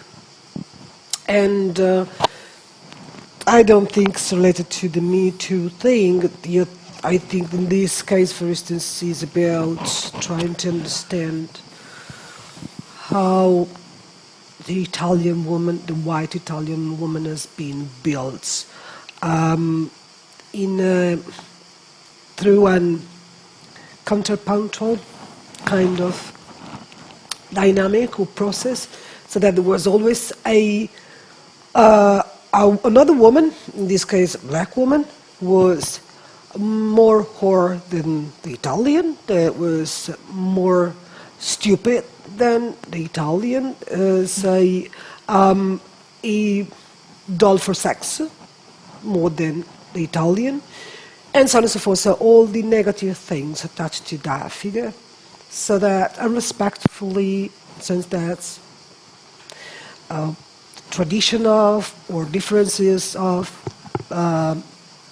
the women, they have been depicted like that in the colonial and then post-colonial world. But of course, when you have different models of femininity, you try to understand how the hegemonic one is forged, or from where it comes.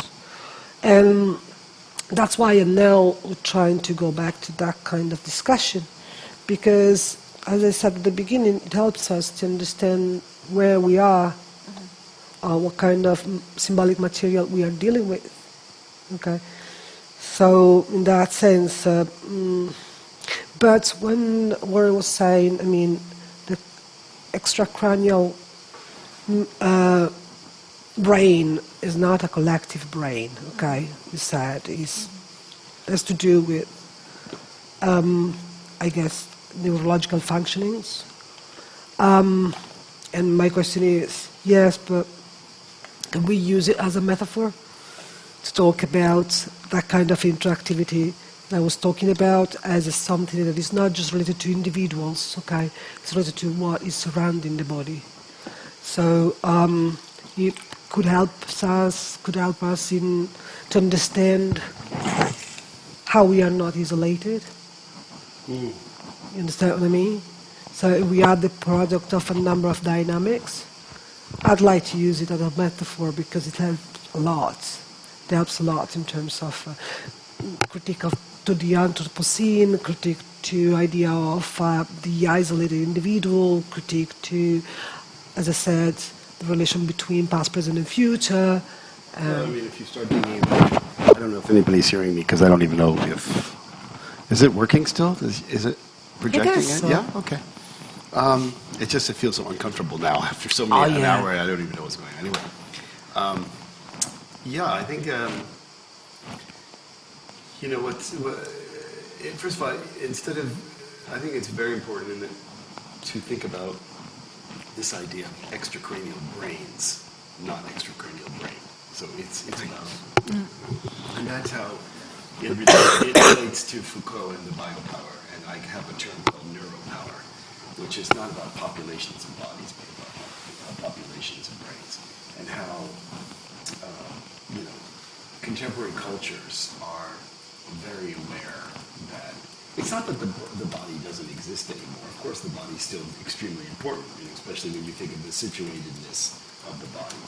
It's just that in terms of where we're evolving to, technologically, socially, I mean, technologies are affecting every aspect of our community, whether it's the way that we do banking. I mean, this is obvious, and I'm sorry, even saying it is so stupid. But it's affecting the way that we're banking. It's the way that we're socially communicating. It's about like how we have friends. It's it's even politically. And we have these bots. We have fake news sites. We have fake news sites that are inciting all of these kind of racist imaginaries. I mean, a lot of the websites that were during the Clinton and Trump election, there are hundreds of websites that were false. They were just there. Whether they were created by Russians or whether they were created by someone else, they were there, and they're very powerful because at that time I think that people didn't really they weren't really aware of their power. You know, they didn't even know that they were fake websites, and they didn't understand how they could motivate people emotionally. There you go with affect. I mean, these social networking sites are basically affect sites. It's a way. The difference between, for instance, you know, early stage. So there's a kind of a middle stage cognitive capitalism, which is also kind of coming in with post-Fordism, which is the commoditization of affect and emotion. And what we're seeing, you know, with the experience economy, with the event economy, that kind of is a bridge between post-Fordism and cognitive capitalism, in my mind, is the commoditization of different kinds of aspects of capitalism. Capitalism trying to find new markets to sell its wares, or to new kinds of you know, places to create income. You know, we commoditize emotions. And women's work, you know, that whole discussion with Silvia Federici is a whole other instance, you know, about affect and the dynamic between Michael Hart and her discussion, you know, is very much attuned to that. But yeah, I mean, you know, this is it's another way of understanding it's another tool. You know, it's not the only tool, but it's another tool that we have to understand what's going on right now. And you know, I have an exhibition going on right now, which I think, you know, I have 3 components to the exhibition. There's a performative component. Unfortunately, you can't see that because it only takes place it kind of irregularly. But then there's a video I made called Pizzagate, From Rumor to Delusion. So it's the whole idea of how rumor operates and creates a national delusion. And then I have another piece called the Pizzagate Neon, which is this huge network, you know. And it's as you circle the sculpture, there different stories are emerging. So you have this big network, and the thing about networks is that they're not stable. They're constantly they're intensive, and there are intensities, and the intensities are changing. So when you go on an internet site, sometimes there's a lot of people on the internet site, and sometimes there's not so many people on the internet site. It's not, you know, it's constantly evolving. So these are, you know, just another thing that we need to know about, and another thing that we need to understand. I was interested because I've been, yesterday night, I wake up very early because I just got back from Korea where I was doing some projects there, and I got back from Korea, so I'm really jet lagged, you know. So I'm up in the middle of the night. And I hadn't seen, because I'm not in the United States, I hadn't seen the debates, that, you know, the Democratic debates. So they had 2 nights of debates. You hear me? No. Oh. Yeah. It's okay? Okay.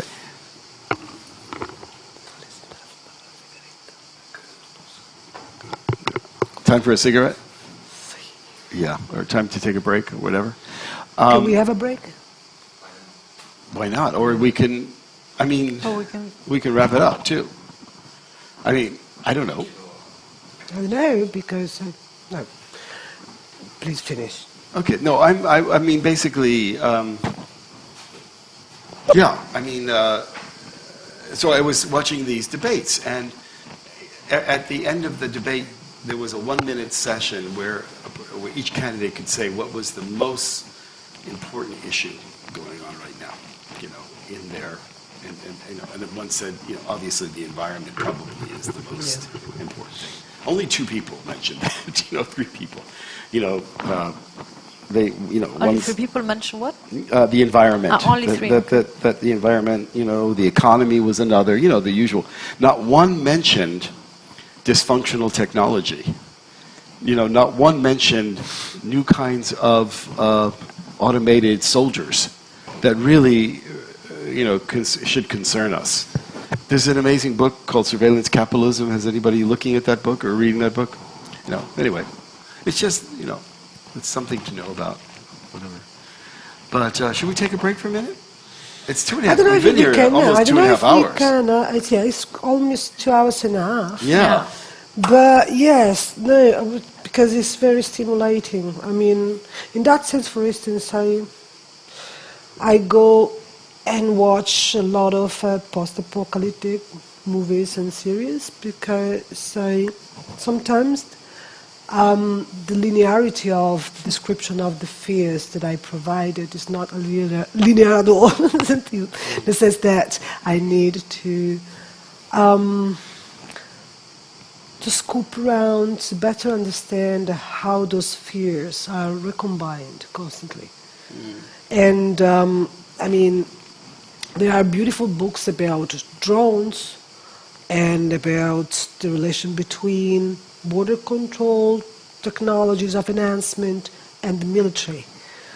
And the things that actually are not so discussed in Europe, I don't know about the United States, as if they weren't important, but we know that it's a matter of trying to reproduce that amnesia. Yeah, it's selective attention. There's so much money to be made in these industries that they do not want people. I mean, to me, probably one of the most important issues to me is driverless cars. How that's going to change people's lives who have very good drives, do very good jobs, who are, they are raising a family. I mean, truck drivers, they make money. I mean, they have families, they have kids, they have wives, they have houses, they have mortgages, and all of a sudden, everybody's just, we're going to have driverless cars. That means driverless buses, that means driverless trucks, that means driverless taxi cab drivers. I mean, it's a lot of people. I mean, and it's not only that, it's all of these different industries. And no one's, the Democrats are supposed to be the Labor Party, but they're not talking about, they have no idea. Either they're just don't have an idea, or they consider it not a labor problem. I don't know. I don't get it, but it's crazy. I think that's a kind of selective amnesia, selective vision. Oh, yes. Or, for instance, the fact that we have been basically, apart from a couple of massacres, we have been talking about Europe and the West. The rest of the world doesn't exist. Right, that's another thing. That's a very big amnesia, since that all the parameters that we have been somehow sketching or taking into account of are parameters which are pretty much West-based. And it's something that actually struck me recently, because where I work, the most of my students are not for the so-called West. They are like in a tension between some ways of production, also some forms of control, which are kind of worldwide applied, and some other kind of contextual situations that are not so conformed. So it is kind of interesting. It will be kind of interesting not to let these inconsistencies behind, in order not to reapply a sort of a colonial amnesia when we talk about processes, because it is very true that we have something going on that possibly is going to overflow somewhere else, and it is going to be somehow applied somewhere else. But it's very true that we are in this very strange status of history that in the meanwhile things can have changed already. So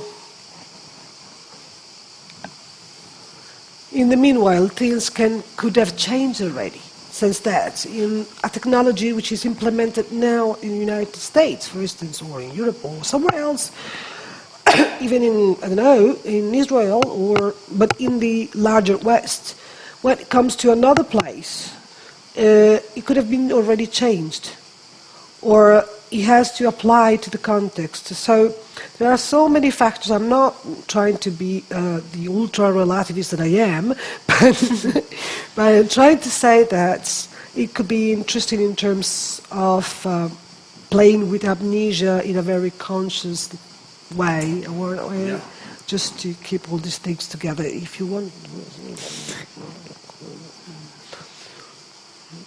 Okay. I can resist. I cannot. I mean, I don't need to do anything, to have any break. But so we can keep going, and then at some point you'll see me chewing this table.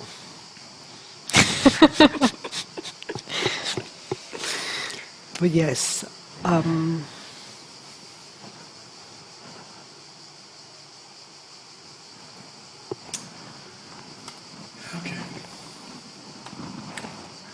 are we stopping here? What do you think? Any of I the... think we had it came to a nice end.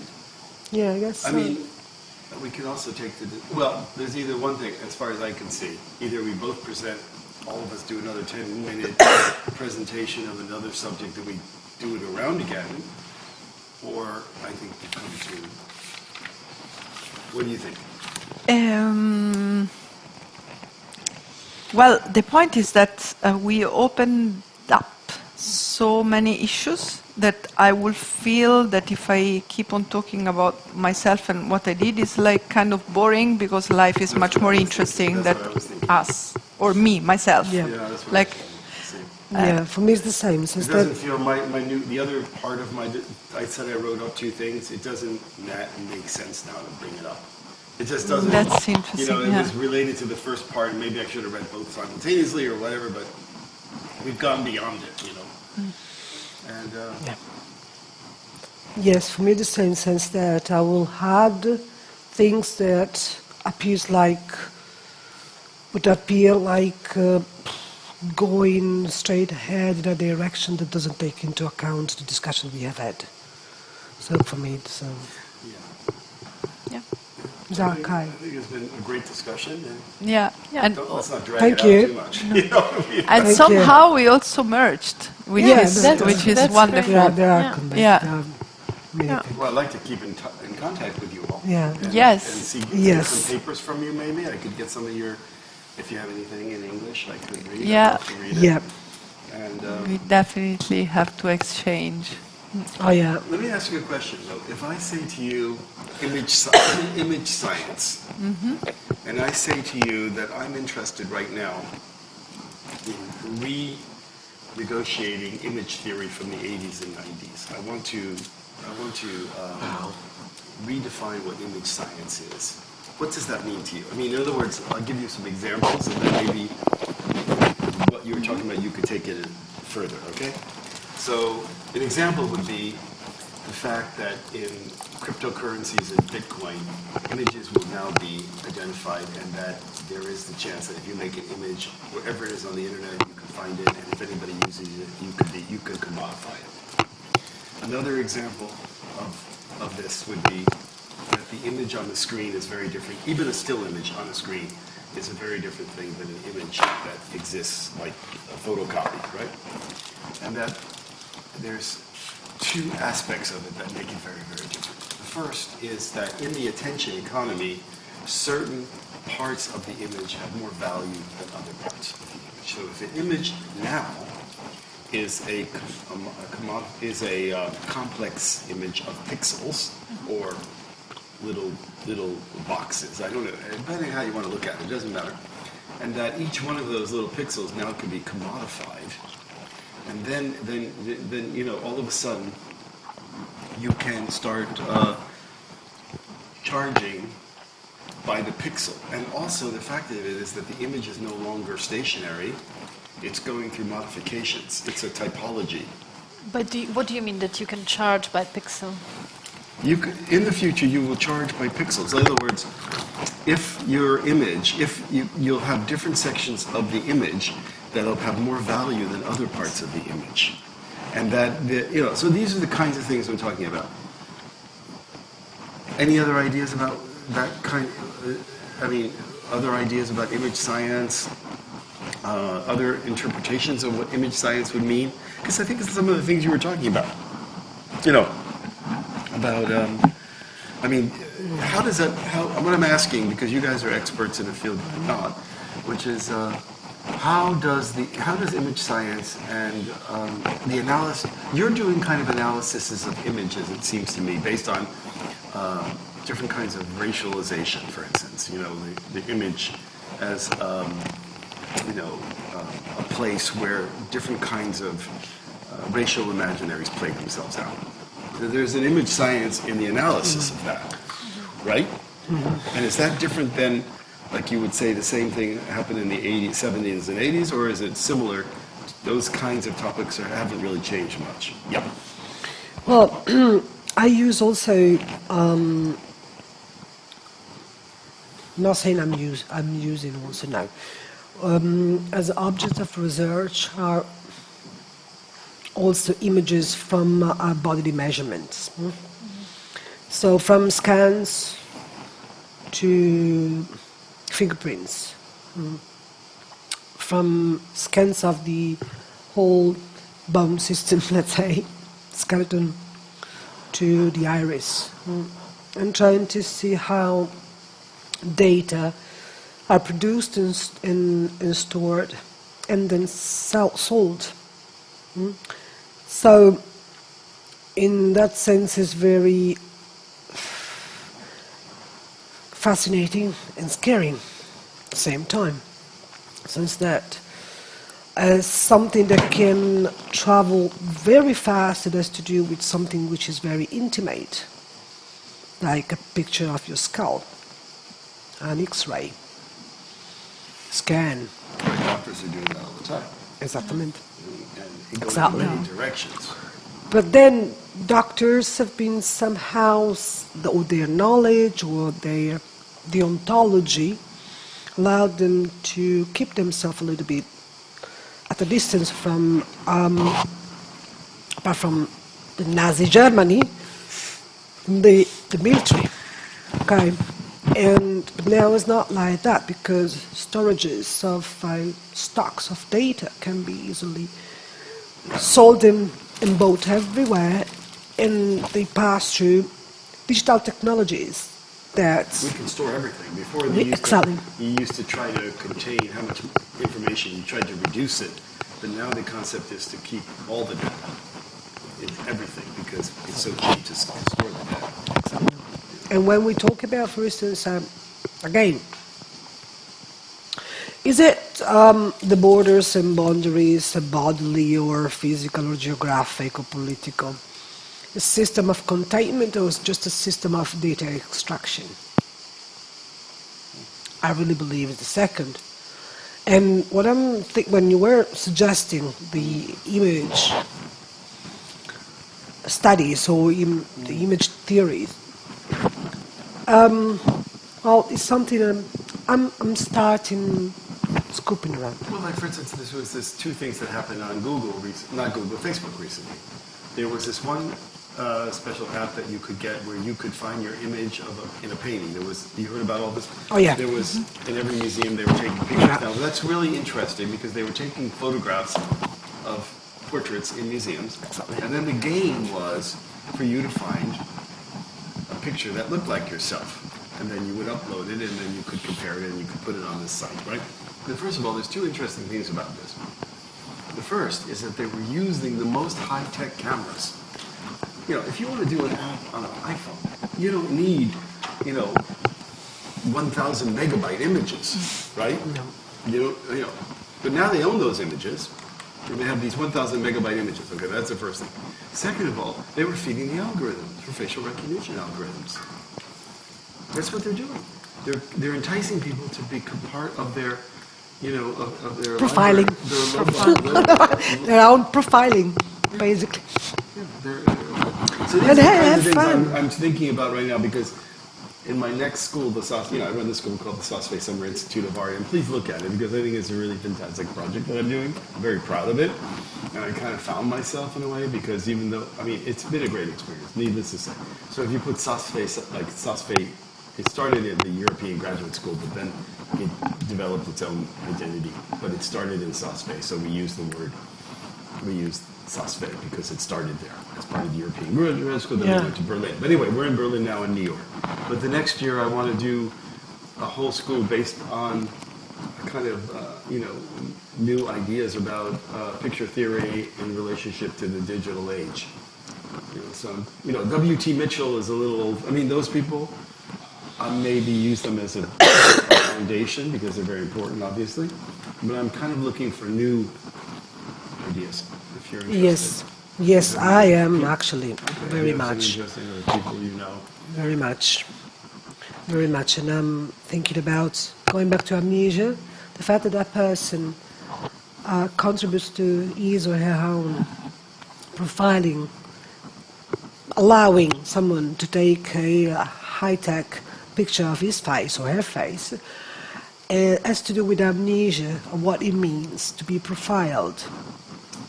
Right. And or a lack of it, we didn't all have the German experience. but it's not just the German, it's the American with the Afro-American population, or the gypsies in many countries now of Eastern Europe.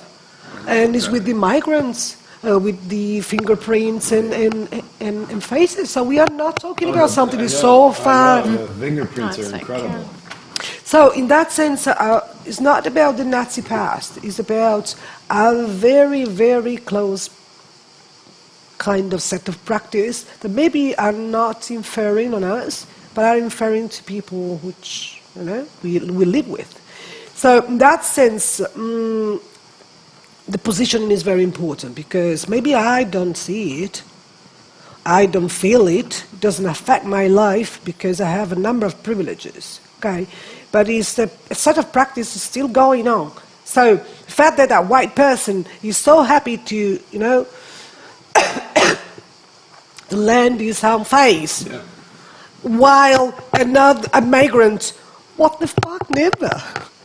Because well, one of the things they found in the analysis of these Facebook is that they did a very, very bad job with African Americans and with people of color in terms of their facial recognition. Their algorithms were very, very bad. yeah, there is a beautiful book on that. And they're trying to, and they're already trying to get to it's just so crazy. I can't even get into it. Anyway. No, there is a beautiful book on that. There is an analysis of which parameters are behind the data collection when you do profiling, and which one are the standards.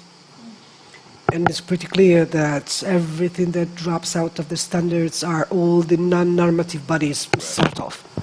So, and again, so we can connect that with a very lack of awareness about what is going on, not just in the past, but also this kind of a selective memory of what is going on in the present. I like that. It's like very interesting. Said like that, I think is interesting, because the way you said image science looks to me something similar to the media studies which we know from the 90s.